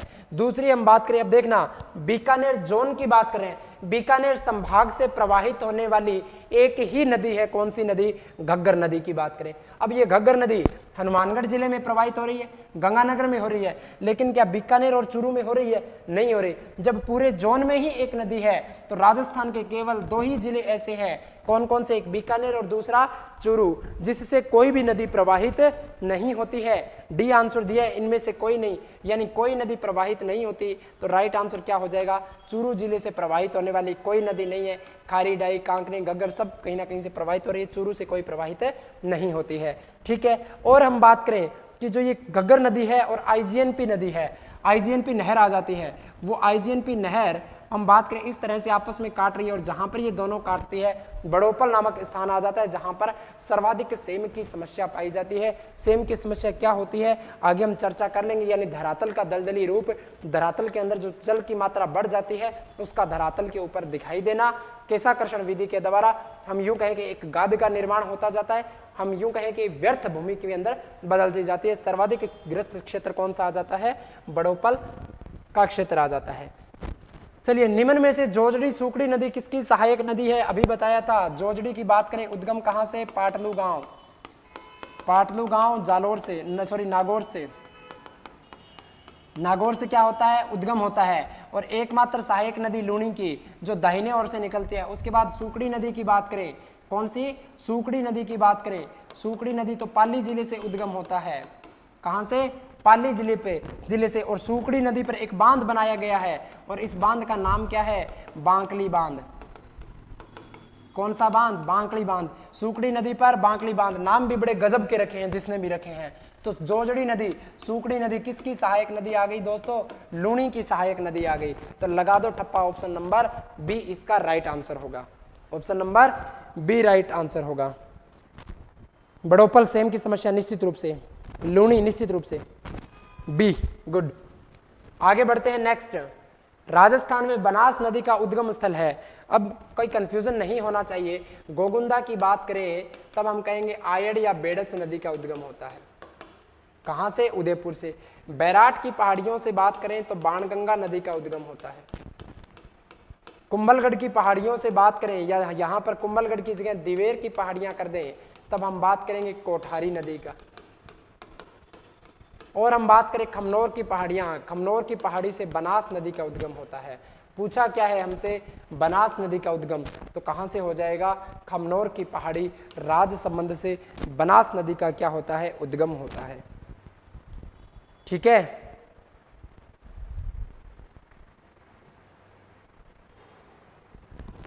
डी निश्चित रूप से। आगे बढ़ते हैं हम नेक्स्ट। राजस्थान में खारे पानी की सर्वाधिक झीलें किस जिले में, बताइए भैया। खारे पानी की सर्वाधिक झीलें कहां पर आ जाती है। देखिए, गुण के आधार पर राजस्थान की झीलों का हम क्या पढ़ते हैं, विभाजन पढ़ते हैं। समझने का प्रयास करना, जब राजस्थान की झीलें हम पढ़ते हैं ना थ्योरी के अंदर, वहां पर हम क्या पढ़ते हैं कि गुणों के आधार पर राजस्थान की झीलों का वर्गीकरण कितने आधार पर पढ़ते हैं, 2 आधार पर। एक तो हम पढ़ते हैं मीठे पानी की झीलें, और दूसरी हम चर्चा करते हैं खारे पानी की झीलें। मीठे पानी की झीलें और खारे पानी की झीलें। मीठे पानी की झीलों में बात करें तो राजस्थान में सर्वाधिक कहां पर आ जाती है, तो सर्वाधिक आ जाती है उदयपुर में। कहाँ पर आ जाती है? उदयपुर में। लेकिन हम बात करें सबसे बड़ी मीठे पानी की झील, सबसे बड़ी मीठे पानी की झील कौन सी आ जाती है? तब हम कहेंगे जयसमंद झील। कहाँ पर है? उदयपुर में। खारे पानी की झीलों की बात करें तो सर्वाधिक खारे पानी की झील राजस्थान के नागौर जिले में पाई जाती है। और हम बात करें सबसे बड़ी खारे पानी की झील, ध्यान देना सबसे बड़ी बात कर रहे हैं, कैसी खारे पानी की झील? तो कौन सी हो जाएगी? सांबर झील। लेकिन बात करें सबसे खारी झील, सबसे खारी झील तो कौन सी हो जाएगी दोस्तों? पंचपदरा। और पंचपदरा कहाँ पर है? बाड़मेर में। देखना गुणों के आधार पर वर्गीकरण भी पढ़ते हैं। सर्वाधिक मीठे पानी की उदयपुर में, सबसे मीठी तो जयसमंद, सर्वाधिक खारे पानी की झीलें नागौर में, सबसे खारी झील पंचपदरा, सबसे बड़ी खारे पानी की झील तो सांबर झील। तो ये सारी तथ्य आपको ध्यान में रखने हैं। नागौर निश्चित रूप से। विक्की बैरवा जी, डी नहीं होगा विक्की जी, क्या राइट आंसर रहेगा? नागौर जिले में खारे पानी की सर्वाधिक झीलें हमें देखने को मिलती है। ठीक है, ये डिवीजन भी आप यहां पर ध्यान रखोगे। खारे पानी की झीलों का कारण क्या है? कि टैथिस सागर का अवशेष। किसका? टैथिस सागर का अवशेष। ठीक है, आगे बढ़ते हैं। राजस्थान में चंबल नदी का प्रवेश सर्वप्रथम किस जिले में होता है?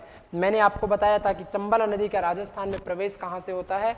चौरासीगढ़ नामक स्थान से। और चौरासीगढ़ नामक स्थान कहां पर आ जाता है? चित्तौड़गढ़ जिले में आ जाता है। कहां पर आ जाता है? चित्तौड़गढ़ जिले में। कौन सा स्थान? चौरासीगढ़। चौरासीगढ़, यहां से क्या होता है? राजस्थान में प्रवेश होता है। किसका? चंबल नदी का। बांसवाड़ा की बात करें, बांसवाड़ा से तो अरब सागर की मानसून की शाखा का प्रवेश होता है। मानसून की शाखा का क्या होता है? राजस्थान में प्रवेश होता है। बांसवाड़ा की बात करें, बांसवाड़ा में तो माही नदी का प्रवेश होता है। किस नदी का?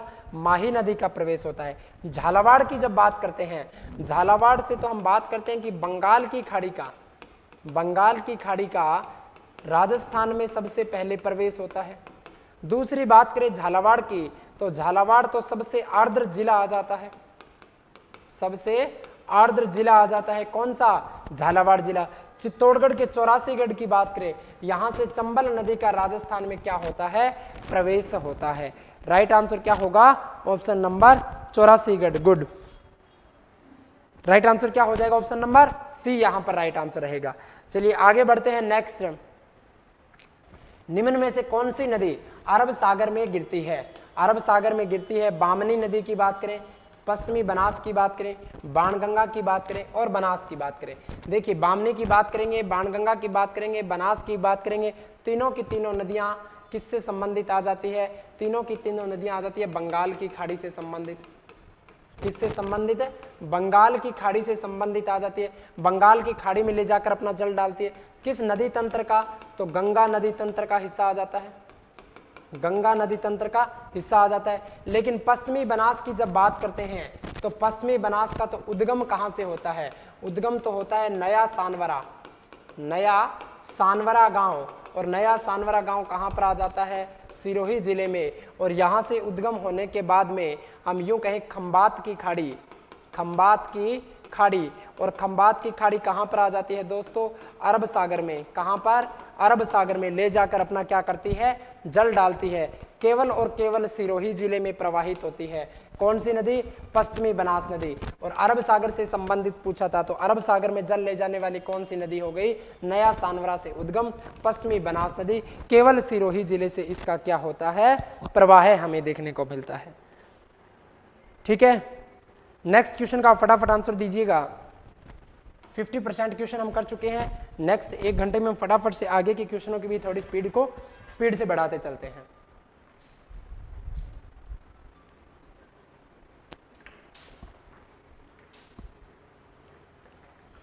निम्न में से कर्क रेखा को 2 बार पार करने वाली नदी कौन सी आ जाती है? देखिएगा ये क्या आ गया? दक्षिणी राजस्थान। इस दक्षिणी राजस्थान की बात करें तो यहां पर एक नदी प्रवाहित होगी कुछ इस तरह से।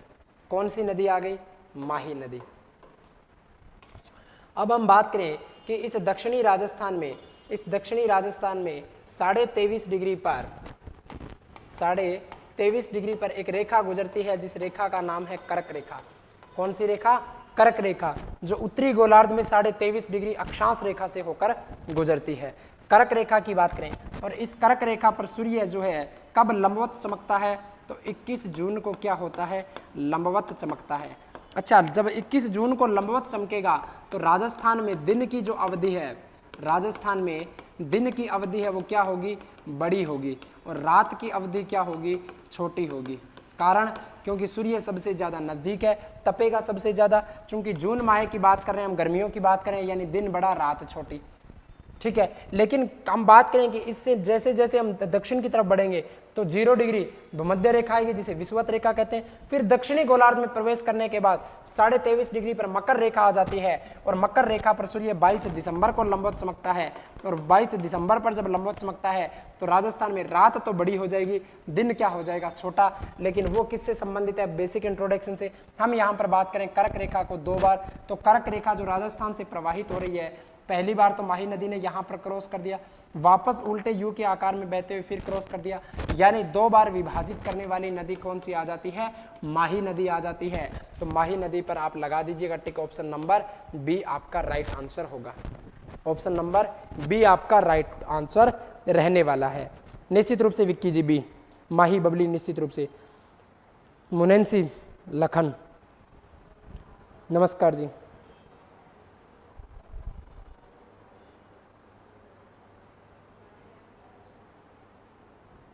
सर मेरा सही है जी, निश्चित रूप से सही है।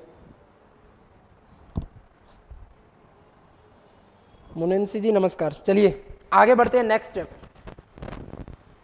20 क्वेश्चन और बकाया हैं, फटाफट देख लेते हैं सभी, थोड़े से स्पीड से लेके चलते हैं।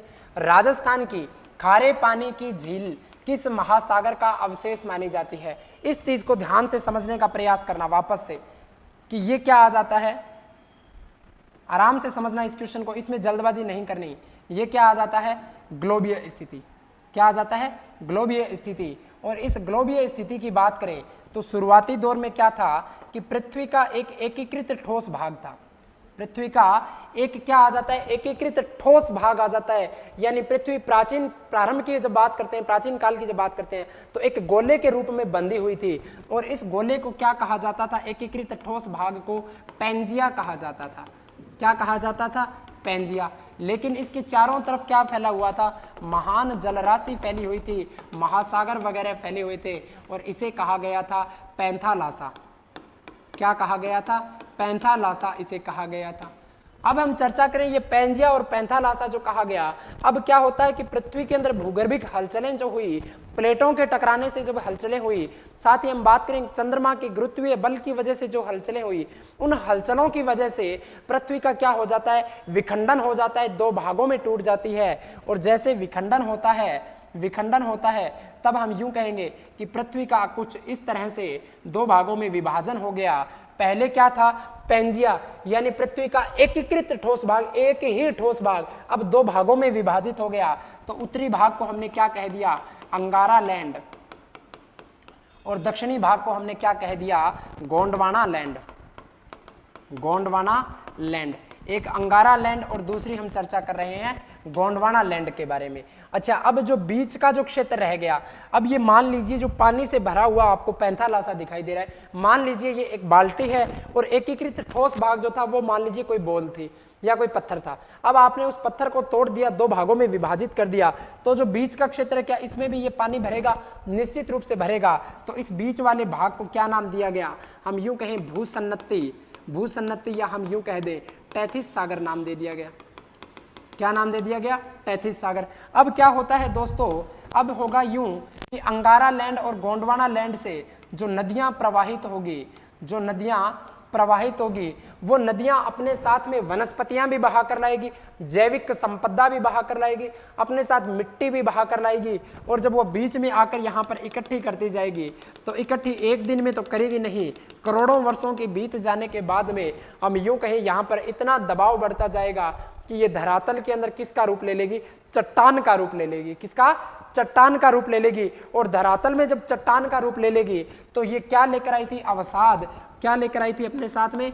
अवसाद लेकर आई थी। और इन्हीं अवसाद पर जैसे जैसे दबाव बढ़ता गया तो चट्टान के रूप में बदल गई, और यही चट्टानें क्या कहलाई? अवसादी चट्टानें। क्या कहलाई? अवसादी चट्टानें। और इन्हीं अवसादी चट्टानों से जो वनस्पतियां बहकर आई थी उनसे कालांतर में कोयले की प्राप्ति होगी, जो जैविक संपदा बहाकर आई गई थी उसके इस वजह से हम यूं कहें पेट्रोलियम पदार्थों की प्राप्ति होगी। और हम बात करें यहाँ पर इसी क्षेत्र की, जब बात करते हैं इसी क्षेत्र में कालांतर में क्या होता है? मरुस्थल का और मैदानी क्षेत्र का क्या हुआ? निर्माण हुआ। और बात करते हैं राजस्थान में खारे पानी की झीलें, तो राजस्थान में खारे पानी की झीलें मरुस्थल और मैदानी क्षेत्र की बात करें किस महासागर का हिस्सा आ जाती है? तो अरब सागर का हिस्सा कहाँ होगा? हिंद महासागर का हिस्सा। भारत के दक्षिणी क्षेत्र की बात करें बंगाल की खाड़ी और अरब सागर दोनों हिंद महासागर का है, तो किसका हिस्सा आ गए? तैतीस सागर का हिस्सा आ गए, क्योंकि यहीं से इनका क्या हुआ है? निर्माण हुआ है। राइट आंसर क्या हो गया? तैतीस सागर खारे पानी की उत्पत्ति के रूप में यहाँ पर हम इसको लेके चलते हैं। तैतीस सागर सी निश्चित रूप से, बबली जी, विक्की बैरवा जी सी निश्चित रूप से, गुड। चलिए आगे बढ़ते हैं। नेक्स्ट, बांकली बांध बना हुआ है सूखड़ी नदी पर, मानसी नदी पर, बनास नदी पर, खारी नदी पर। आपको इसके बारे में बताया था। सूखड़ी नदी का उद्गम होता है पाली जिले से, और पाली जिले से निकलकर लूणी नदी में मिल जाती है, और इसी नदी पर एक बांध बना हुआ है। और कौन सा बांध? तो बांकली बांध। कौन सा बांध?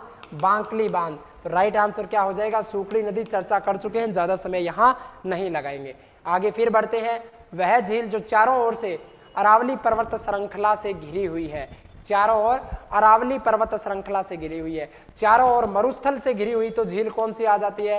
कोलायत झील। कहाँ पर है? बीकानेर में है। नक्की झील सबसे अधिक ऊंचाई पर स्थित है, या हम यूं कहें क्रेटर ज्वालामुखी का उदाहरण। अब क्रेटर क्या होता है? जो ज्वालामुखी विस्फोट होता है, जो ज्वालामुखी विस्फोट के बाद में जो ज्वालामुखी के मुख का आकार जो छोटा आकार होता है, यदि ये आकार छोटा होगा तो इसे क्रेटर कहा जाएगा। और इसी क्रेटर झील का उदाहरण है कौन सी झील? नक्की झील। और यदि इसके मुख का आकार बड़ा होगा तो बड़ा जब आकार होगा तो उसे कोल्डेरा कहा जाएगा। और राजस्थान में कोल्डेरा झील का उदाहरण है पुष्कर झील जो अजमेर में स्थित है। नक्की झील की बात करें तो कहां पर आ जाएगी? सिरोही जिले में। बालसमंद झील की बात करें, जोधपुर की चर्चा करेंगे, लेकिन हमसे पूछा जा रहा है झील जो चारों ओर से अरावली पर्वत श्रृंखला से घिरी हुई है, कौन सी झील? पिछोला झील। कौन सी झील? पिछोला झील। इसी पिछोला झील के अंदर जग मंदिर बना हुआ है, इसी के अंदर जग महल बना हुआ है। जग मंदिर की बात करें तो जगत सिंह प्रथम ने इसका निर्माण करवाया था, जगत सिंह प्रथम ने। जग महल की बात करें तो जगत सिंह द्वितीय ने इसका निर्माण करवाया था। जग महल, जग मंदिर की जब बात करते हैं, इस जग मंदिर में जब शाहजहां ने जहांगीर के विरुद्ध विद्रोह कर दिया था तो शाहजहां के द्वारा जो शरण ली जाती है वो यहीं जग मंदिर में ली जाती है। जब बात करते हैं 1857 की क्रांति की राजस्थान के सापेक्ष, तब हम बात करें नीमच से भागे हुए 40 अंग्रेज अधिकारियों व उनके परिवार के सदस्यों को, 40 अंग्रेज अधिकारियों व उनके परिवार के सदस्यों को मेवाड़ महाराणा स्वरूप सिंह के द्वारा इसी जग मंदिर में क्या दी जाती है? शरण प्रदान की जाती है। इसी पिछोला झील की बात करें, इसी पिछोला झील के किनारे नटनी का चबूतरा स्थित है। किसका? नटनी का चबूतरा स्थित है इसी पिछोला झील के किनारे। इसी पिछोला झील के किनारे बागोर की हवेली स्थित है। कौन सी? बागोर की हवेली स्थित है। और इसी बागोर की हवेली के अंदर विश्व की सबसे बड़ी पगड़ी भी रखी गई है। कहां पर? तब हम बात करते हैं बागोर की हवेली के अंदर। और इस पिछोला झील की जब चर्चा करते हैं, इस पिछोला झील की जब चर्चा करें तो इसी के किनारे राजस्थान के उदयपुर का सिटी पैलेस का क्या किया गया है? निर्माण किया गया है।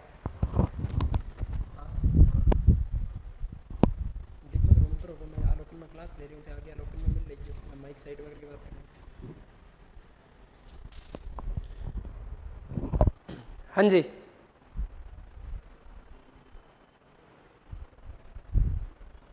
चलिए। Hemraj Meena ji good morning. Hotel lake palace बना दिए इसे, हाँ होटल लेक पैलेस इसे संचालित के रूप में कन्वर्ट कर दिया गया है। नटनी का चबूतरा भी बना है, हाँ जी नटनी के चबूतरे की बात कर ली बबली जी, ठीक है। हाँ, और जो ये जग महल आ जाता है इसे क्या बना दिया?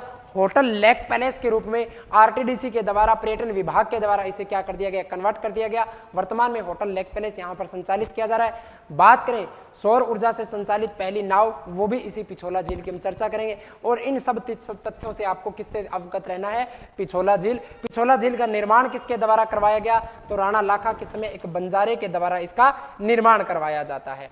आगे बढ़ते हैं, गागरोन दुर्ग स्थित है। देखना दोस्तों, कौन सी नदी आ गई, चंबल नदी आ गई। और इस चंबल की बात करें तो यहां पर आकर मिलती है काली सिंध नदी। कौन सी नदी, काली सिंध। काली सिंध नदी की ही एक सहायक नदी आ जाती है आहू नदी। और हम बात करें काली सिंध की ही सहायक नदी है परवन नदी। काली सिंध की ही सहायक नदी आ जाती है चोली नदी। सब जाकर अपना जल किस में डाल रही है, चंबल नदी में। अब देखना, आहू और काली सिंध नदियों के संगम पर, आहू और काली सिंध नदियों के संगम पर तो बना हुआ है गागरोन का दुर्ग। कौन सा दुर्ग, गागरोन का दुर्ग। कैसा दुर्ग आ जाता है, जल दुर्ग आ जाता है। परवन नदी के किनारे बना हुआ है शेरगढ़ दुर्ग। शेरगढ़ दुर्ग कहां पर, 12 की हम चर्चा करें। पूछा क्या है, गागरोन दुर्ग कहां पर, काली सिंध और हम बात करें आहू नदियों के संगम पर बना हुआ।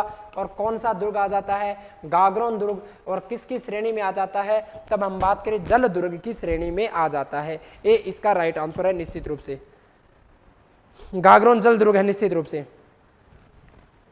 ठीक है, आगे बढ़ते हैं। नेक्स्ट, अनास, अनास कर लीजिएगा इसको, अनार नहीं। अनास, हरण, एराव, एरन किस नदी की सहायक नदियां हैं, बताइए भाई। जाखम नदी की, सोम नदी की, माही नदी की, लूणी नदी की। लूणी नदी के तो सूंकड़ी, बाकड़ी, जोजड़ी, लीलड़ी इस तरह के नाम है, ये तो नहीं है। माही की बात करेंगे तो सोम नदी, ईरू नदी, ईरू नदी की बात करेंगे। साथ में हम किसकी बात करेंगे, एराव नदी की बात करेंगे।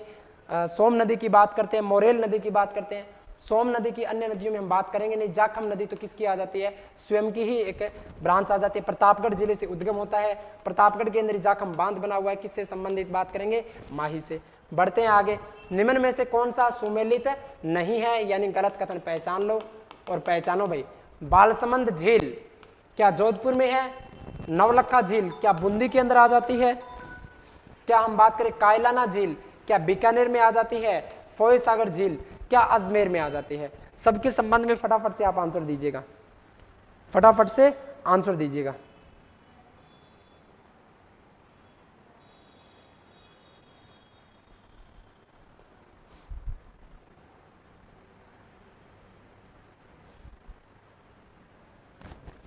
देखना, बालसमंद झील की बात करें दोस्तों कहां पर आ जाती है, जोधपुर के अंदर, थोड़ी देर पहले भी आपको बताया था। नवलखा झील की बात करें, नवलखा कहां पर आ जाती है, झील बूंदी के अंदर। कायलाना झील की बात करें, बीकानेर में ना आकर कहां पर आ जाती है, कायलाना झील जोधपुर के अंदर। फिर बीकानेर में कौन सी झील है, बीकानेर में तो कोलायत झील है, जहां पर कपिल मुनि का मेला भरता है। किसका, कपिल मुनि का मेला भरता है। किस दर्शन से संबंधित आ जाते हैं, सांख्य दर्शन से संबंधित आ जाते हैं। कब भरता है, तो कार्तिक पूर्णिमा को, कार्तिक पूर्णिमा को मेला भरता है। यानी कोलायत के अंदर कपिल मुनि का मेला भरता है, जो सांख्य दर्शन से संबंधित है, कार्तिक पूर्णिमा को भरता है। बीकानेर की हम चर्चा करते हैं, लेकिन कायलाना झील तो कहां पर है, बीकानेर में। फोय सागर झील की बात करें कहां पर आ जाती है, अजमेर के अंदर आ जाती है। तो राइट आंसर क्या हो जाएगा, गलत पूछा था, ऑप्शन नंबर 3 आपका राइट आंसर है। जोधपुर में कायलाना निश्चित रूप से, जोधपुर में कायलाना निश्चित रूप से इसका राइट आंसर क्या आ गया, ऑप्शन नंबर सी। बढ़ते हैं आगे, राजस्थान में सिंचाई परियोजना की आवश्यकता है क्योंकि, बताइए भाई।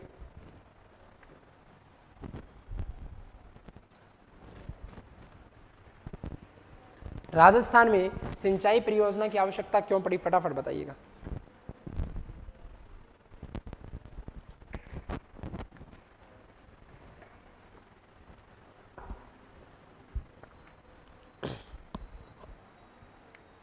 राजस्थान में सिंचाई परियोजना की आवश्यकता क्यों पड़ती है, फटाफट आंसर। उपयुक्त सभी, डी ऑल। चलिए देख लेते हैं, समझने का प्रयास करना। सिंचाई यानी कि राजस्थान में जो सिंचाई के संसाधन उपलब्ध है ना, उनकी हमें आखिरकार आवश्यकता क्यों पड़ी। अगर वो संसाधन नहीं थे तो कोई ना कोई तो कमी थी ना यहाँ पर, जिसकी वजह से यहाँ पर हमें उनकी आवश्यकता थी कि यहाँ पर सिंचाई हो। तो देखते हैं कि एक तो बात करें कि वर्षा जल की कमी, राजस्थान में वर्षा की कमी रहती है, वर्षा की कमी होगी तो यहाँ पर कृषि कार्य में कमी होगी, कृषि कार्य में कमी होगी यानी कि कृषि कार्य नहीं होगा, खाद्यान्न का उत्पादन नहीं होगा तो लोग भूखे मरेंगे, यानी आर्थिक स्थिति में सुधार नहीं होगा, आर्थिक स्थिति में सुधार नहीं होगा। व्यक्ति की जो मूलभूत आवश्यकताएं हैं, भोजन पानी कपड़े वगैरह है, इनकी बात करें तो मूलभूत आवश्यकताओं की पूर्ति नहीं हो पाएगी, क्योंकि यहाँ पर पानी नहीं है, बंजर भूमि पड़ी हुई है, पूरी की पूरी यहाँ पर रेतीला मरुस्थल पाया जाता है। जब यहाँ पर सिंचाई सुविधा नहीं होगी तो यहाँ के लोग क्या मरेंगे, भूखे मरेंगे। यानी वर्षा की कमी से क्या हो रहा है, यहाँ पर व्यक्तियों के इससे खाद्यान्न की जो प्राप्ति की जो जरूरत है, हम कहें मूलभूत आवश्यकताओं की जो जरूरत है उसकी पूर्ति नहीं हो रही, उनका कहीं ना कहीं से आयात करना पड़ेगा, आयात करना पड़ेगा। तब हम यूं कहें कि जो राजस्थान का या भारत की बात करें, यानी राज्य सरकार या केंद्र सरकार की बात करें तो आयात का खर्चा बढ़ेगा, यानी अर्थव्यवस्था में भी यहाँ पर इसमें जो राजस्व घाटा है उसमें भी बढ़ोतरी होगी। इकोनॉमिक्स की बात करें, यानी कि वर्षा की कमी एक मूल कारण आ जाता है। दूसरी हम बात करें सतही जल का अभाव, यानी धरातल पर जो जल पाया जाता है नदियों के द्वारा और उनका अभाव पाया जाता है, तो निश्चित रूप से क्योंकि दक्षिणी राजस्थान की और हम बात करें दक्षिण पश्चिमी पूर्वी राजस्थान की, तो यहाँ पर तो चंबल नदी के क्षेत्र में हम देख लेते हैं कि यहाँ पर सतही जल पाया जाता है, लेकिन बाकी राजस्थान की बात करें तो सतही जल का क्या पाया जाता है, यहाँ पर अभाव पाया जाता है। इसी क्रम में बात करें कि भूमिगत जल स्तर का गिरना, भूमिगत जल स्तर का गिरना इसे कहा जाता है डार्क जोन। क्या कहा जाता है, डार्क जोन। यानी आप सभी ने देखा होगा नलकूप लगे हुए या जिसे ट्यूबवेल कह देते हैं मारवाड़ी के अंदर, वो लगे हुए आपने देखे होंगे। अब वो क्या करते हैं, धरातल के अंदर भूमिगत यानी भूमि के अंदर जो जल पाया जाता है उसको क्या कर रहे हैं, हम बाहर निकाल रहे हैं बोरिंग के माध्यम से। तो जैसे हम उसको पानी को ज्यादा निकालने लगेंगे, या कुछ क्षेत्र ऐसे हैं जिनमें धरातल के अंदर जो पानी है वो बहुत ज्यादा नीचा पाया जाता है या नहीं पाया जाता, जैसे हम उत्तरी राजस्थान की बात करें, गंगानगर हनुमानगढ़ बीकानेर के आसपास चूरू की बात करें, इस क्षेत्र में लगभग हम बात करते हैं कि 80 से 100 फीट के आसपास पानी मिल जाता है। लेकिन जैसे हम जैसलमेर की तरफ, बाड़मेर की तरफ बढ़ेंगे, जयपुर के बहरोड की तरफ बढ़ेंगे, अलवर के बहरोड, जयपुर के कोटपुतली की तरफ यहाँ पर आएंगे तो यहाँ पर 400 साढ़े 400 फीट आते आते तक पानी नहीं मिलता। यानी क्या हो गया, भूमिगत जल स्तर गिरता हुआ जा रहा है, और जो भूमिगत जल स्तर गिरता जा रहा है उसे क्या कहा जाता है, डार्क जोन। और जब भूमिगत जल स्तर गिर गया, यानी मैं यूं कहूं कि कोई जिला तो ऐसा है जिसको मान लीजिए ये धरातल है और मात्र हमने 80 फीट की खुदाई की, और खुदाई करने के बाद में बोरिंग के माध्यम से और पानी को बाहर धरातल पर निकालकर सिंचाई करने लग गए। दूसरा हम बात करें कि यही एक क्षेत्र आ जाता है जिसमें हमने 400 फीट तक खुदाई कर ली, फिर भी पानी नहीं मिला, हमें पता ही नहीं कितना नीचे और है, यानी यहाँ पर क्या किया, हमने कुछ भी नहीं किया। यानी कि यहाँ पर भूमिगत जल स्तर का गिरना, जैसे जैसे भूमिगत जल स्तर का गिरता गया, क्या यहाँ पर कृषि कार्य होगा, क्या नहीं होगा, खाद्यान्न फसलों की उत्पत्ति होगी, नहीं, यानी यहाँ पर सिंचाई की सुविधाओं की आवश्यकता पड़ेगी। यानी भूमिगत जल स्तर का गिरना, डार्क जोन। डार्क जोन की बात करें तो जयपुर का कोटपुतली की बात करेंगे, जयपुर का झोटवाड़ा क्षेत्र की बात करेंगे, अलवर के बहरोड क्षेत्र की बात करेंगे, झुंझुनू का मंडावा क्षेत्र, सीकर का धौंध क्षेत्र, इन सबको डार्क जोन में शामिल किया गया है। जालोर का जालोर और सांचौर क्षेत्र को भी डार्क जोन में शामिल किया गया। यानी यहाँ पर सभी के सभी कारण यहाँ पर सही आ जाते हैं। दूसरी हम चर्चा करें वर्षा के साथ में, तो वर्षा की अनियमितता और वर्षा की अनिश्चितता भी यहाँ पर कारण है। अनियमितता यानी कि समय से वर्षा नहीं आती, अनिश्चितता यानी कम है या ज्यादा है इसका पता नहीं है। तो ये सारे क्या आ जाते हैं, इसके मूल कारण आ जाते हैं। ठीक है, चलिए आगे बढ़ते हैं। नेक्स्ट, राजस्थान में सिंचाई के साधनों के संबंध में सही नहीं है यानी गलत कथन की पहचान करनी है। देख लेते हैं। नहरों से सर्वाधिक सिंचाई गंगानगर जिले में, नलकूपों से सर्वाधिक सिंचाई जयपुर में, झीलों से सर्वाधिक सिंचाई उदयपुर, और तालाबों से सर्वाधिक सिंचाई भीलवाड़ा में। नहरों से सर्वाधिक सिंचाई कहां पर होती है, गंगानगर में। नलकूपों से बात करें, नलकूपों से तो सर्वाधिक सिंचाई भरतपुर में होती है। फिर जयपुर में किससे होती है, जयपुर में तो कुओं से सर्वाधिक सिंचाई सुविधा उपलब्ध होती है। किससे, कुओं से। झीलों से सर्वाधिक सिंचाई की बात करें उदयपुर, और तालाबों की बात करें तो भीलवाड़ा जिले में सर्वाधिक सिंचाई सुविधा उपलब्ध होती है। राइट आंसर क्या हो जाएगा, ऑप्शन नंबर 2 यहां पर राइट आंसर रहेगा। आगे बढ़ते हैं। नेक्स्ट, डी नहीं होगा। बबली जी डी आंसर कैसे दे रहे हैं, तालाबों से सर्वाधिक सिंचाई भीलवाड़ा में होगी, झीलों से सर्वाधिक सिंचाई उदयपुर, नलकूपों से सर्वाधिक सिंचाई भरतपुर, कुओं से सर्वाधिक सिंचाई जयपुर। बी आंसर होगा, डी नहीं। Right answer option number B. आगे बढ़ते हैं। भाखड़ा नांगल परियोजना के संबंध में सही तथ्य है। भाखड़ा नागल परियोजना की बात कर रहे हैं। यह परियोजना राजस्थान व हरियाणा की संयुक्त परियोजना है, व्यास नदी पर स्थित है। भाखड़ा बांध से राजस्थान को 15.22% विद्युत की उपलब्धि होती है। नागल बांध रोपड़ पंजाब में बनाया गया है। बताइए सही तथ्य कौन सा है, फटाफट बताइए। और एक बार सभी साथी सेशन को शेयर जरूर कर दीजिएगा।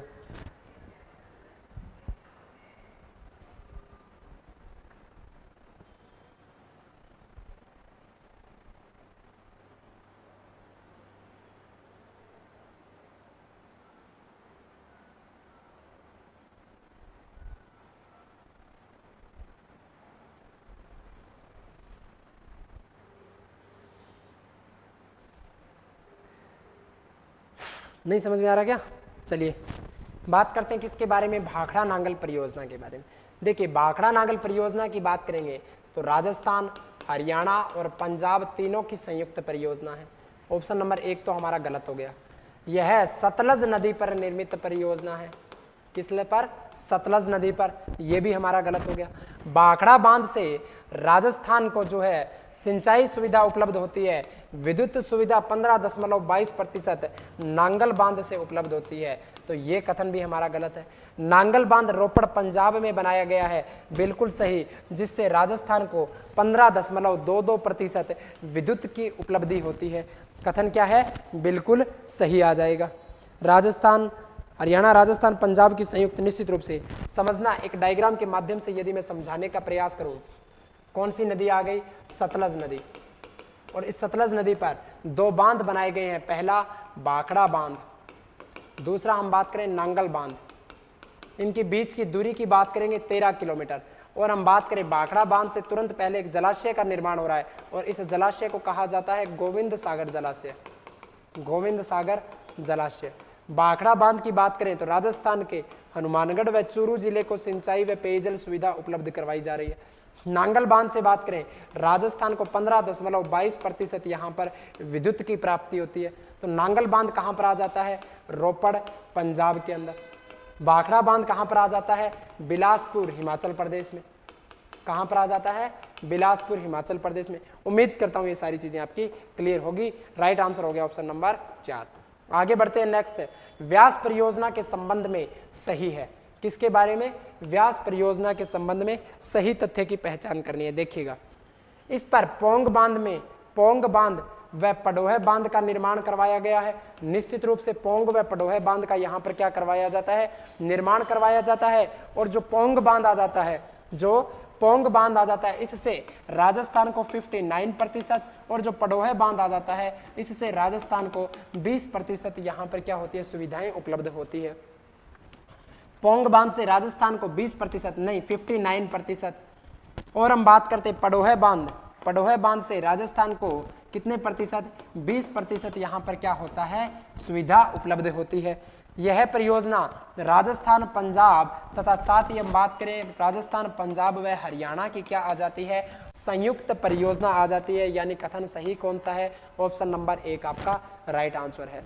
व्यास परियोजना के संबंध में एक तथ्य और ध्यान में रखना है, वो क्या आ जाता है कि व्यास नदी के अंदर वर्षा जल, जो अतिरिक्त वर्षा जल होगा, उस वर्षा जल को, अतिरिक्त जल को प्रयोग में लेने के लिए 1986 के अंदर लांगेवाला, पंजाब व हम बात करें राजीव गांधी के मध्य एक कमेटी का गठन किया जाता है, जिसके तहत 1986 के अंदर इराडी आयोग बनाया गया। और इस इराडी आयोग ने सुझाव प्रस्तुत किया कि व्यास नदी का जो अतिरिक्त जल है, व्यास नदी का जो अतिरिक्त जल है, इसका 8.6 MAF, कितना? 8.6 MAF एक इकाई आ गई। ठीक है, इस इकाई जितना हम पानी की बात करें, ये पानी IGNB इंदिरा गांधी नहर में दिया जाएगा। लेकिन इसके बाद भी यदि अतिरिक्त पानी रह जाता है तो उस पानी को राजीव गांधी सिद्धमुख नोहर परियोजना के अंदर डाल दिया जाएगा, जिससे गंगानगर की, हनुमानगढ़ की बात करें, भादरा नोहर तहसील, चूरू की बात करें तो राजगढ़, तारानगर के आसपास इनको यहाँ पर सिंचाई सुविधा उपलब्ध होगी। यानी 8.6 MAF तो पानी किसको मिल जाएगा? इंदिरा गांधी नहर को, जो अतिरिक्त जल है उसमें से, और उसके अलावा भी जो अतिरिक्त बच जाता है तो राजीव गांधी सिद्धमुख नोहर परियोजना को उपलब्ध हो जाएगा। ये सारे तथ्य ध्यान रखना। राइट आंसर क्या हो गया यहाँ पर? Option number 1। आगे बढ़ते हैं। नेक्स्ट, किस बांध का लाभ भीलवाड़ा को नहीं मिलता। अखड़ बांध, अजान बांध, सरेपी बांध, मेजा बांध। देखिए अजान बांध कहां पर आ जाता है? भरतपुर के अंदर। कहां पर आ जाता है? भरतपुर के अंदर। राइट आंसर क्या हो गया? Option number A. आगे बढ़ते हैं नेक्स्ट।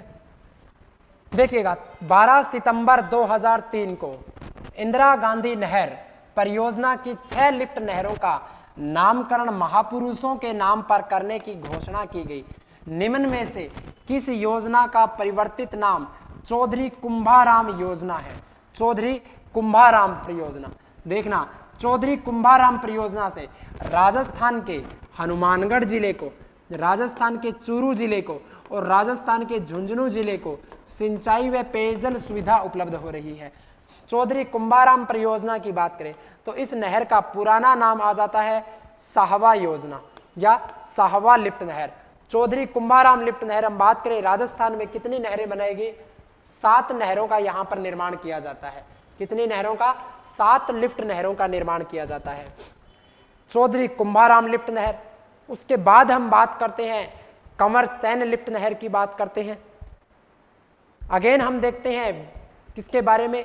वीर तेजाजी लिफ्ट नहर, लूणकरणसर लिफ्ट नहर की बात करेंगे, गुरु जंबेश्वर लिफ्ट नहर की बात करेंगे, हम बात करते हैं पोकरण लिफ्ट नहर की बात करेंगे। यानी इस तरह से कुल मिलाकर 7 लिफ्ट नहरें निकाली गई।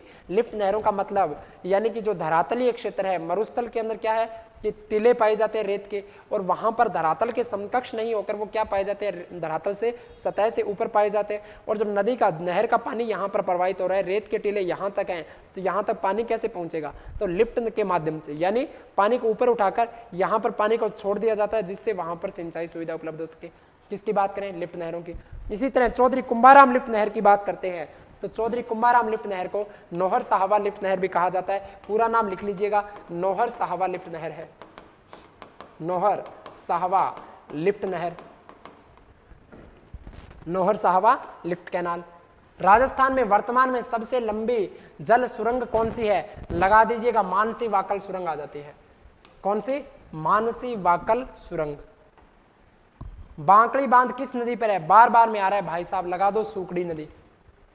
रिपीट हुआ है, फिर से 2-3 बार समझा दिया, सूकड़ी नदी। निम्न में से कौन सा बांध मिट्टी से बना हुआ है? लिखना, पांचना बांध।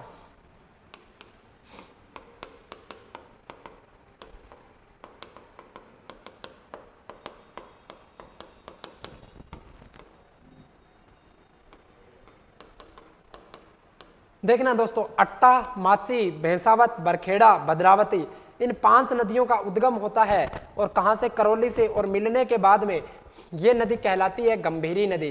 कौन सी नदी? गंभीरी नदी। और आगे जाकर मिल जाती है किस नदी में? यमुना नदी में। कहाँ की प्रमुख नदी है? गंभीरी नदी। तब हम बात करेंगे करौली की प्रमुख नदी। और इसी गंभीरी नदी पर एक बांध बना हुआ है, इस बांध का नाम है पांचना बांध, और इसकी ऊंचाई आ जाती है 81 फीट इसकी क्या आ जाती है? ऊंचाई। कैसा बांध आ जाता है? मिट्टी से निर्मित। मिट्टी से निर्मित क्या आ जाता है? सबसे बड़ा बांध। कौन सा बांध? पांचना बांध। कहां पर बना हुआ है? करौली जिले में बना हुआ है, मिट्टी से निर्मित है, सबसे बड़ा बांध। आगे बात करें चंबल परियोजना के अंतर्गत किसकी बात करेंगे? हाँ जी, सी। चलिए फटाफट आगे बढ़ते हैं। चंबल परियोजना के अंतर्गत निर्मित बांधों में से कौन सा बांध राजस्थान में नहीं है? ये क्या आ गई? चंबल नदी। इस चंबल नदी पर 4 बांध का निर्माण करवाया गया है दोस्तों। कितने बांधों का? 4 बांधों का निर्माण। कौन कौन से आ जाते हैं 4 बांध? देखना, पहली तो हम बात करें गांधी सागर बांध। कौन सा? गांधी सागर बांध। फिर हम बात करेंगे राणा प्रताप सागर बांध, राणा प्रताप सागर बांध। फिर हम देखते हैं जवाहर सागर बांध, जवाहर सागर बांध। फिर हम बात करें कोटा बैराज, कोटा बैराज। अब आप समझने का प्रयास करना कि यहां से एक हम बात करते हैं राजस्थान में प्रवेश होता है, यानी यहां पर क्या आ गया? राजस्थान। इधर क्या आ गया? मध्य प्रदेश। अब देखना राजस्थान में कितने बांध आ गए? 3 बांध। पहला बांध राणा प्रताप सागर चित्तौड़गढ़ जिले में, जवाहर सागर कोटा के अंदर, कोटा बैराज कोटा के अंदर। लेकिन गांधी सागर तो कहां पर आ गया, मध्य प्रदेश के अंदर। पूछा क्या गया था कि अंतर्गत निर्मित बांधों में से कौन सा बांध राजस्थान में नहीं है, गांधी सागर नहीं है। Right answer option number D होगा। और ध्यान रखना दक्षिण से उत्तर की ओर क्रम पूछ ले, इसी क्रम में ध्यान रखने हैं। उत्तर से दक्षिण पूछ ले तो कोटा, जवाहर सागर, राणा प्रताप सागर, गांधी सागर, इस क्रम में आपको ध्यान रखना है। उम्मीद करता हूं ये चीजें आपकी क्लियर हो गई होगी।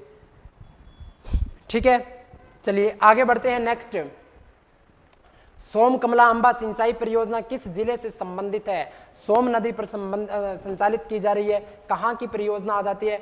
डूंगरपुर जिले में सिंचाई सुविधा सबसे ज्यादा उपलब्ध करवाई जा रही है। सोम कमला अंबा परियोजना की जब हम बात करेंगे, सोम नदी पर निर्मित है। कडाना बांध किस जिले में? आपको बताया था माही नदी उल्टे यू के आकार में बहती है। और गुजरात के अंदर हम बात करते हैं कौन से बांध का निर्माण करवाया गया? कडाना बांध का, जिससे राजस्थान को केवल मत्स्य पालन की क्या थी, अनुमति थी। किस नदी पर? तब हमने बात की माही नदी पर। इसी नदी पर राजस्थान में 2 बांध बने थे। कौन से जिले में? बांसवाड़ा जिले में। एक बांध तो कागजी पिकअप बांध, और दूसरा बांध था माही बजाज सागर बांध। ठीक है, ये सारी चीजें क्लियर। कडाना बांध किस जिले से संबंध रखता है? उदयपुर नहीं, बांसवाड़ा नहीं, डूंगरपुर नहीं, राजस्थान में नहीं है।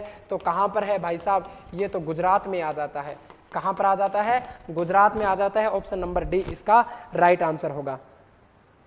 सर जी नेक्स्ट क्लास का टाइम क्या है? आज क्लास को कंटिन्यू कर दिया है। नेक्स्ट क्लास कल से रहेगी 12:15 बजे राजस्थान कला संस्कृति और शाम को 7 बजे राजस्थान ज्योग्राफी। ठीक है, अभी ये क्लास फिनिश होने वाली है 5-7 मिनट में। आगे एक क्वेश्चन और है अंतिम आज की क्लास का, चर्चा कर लेते हैं।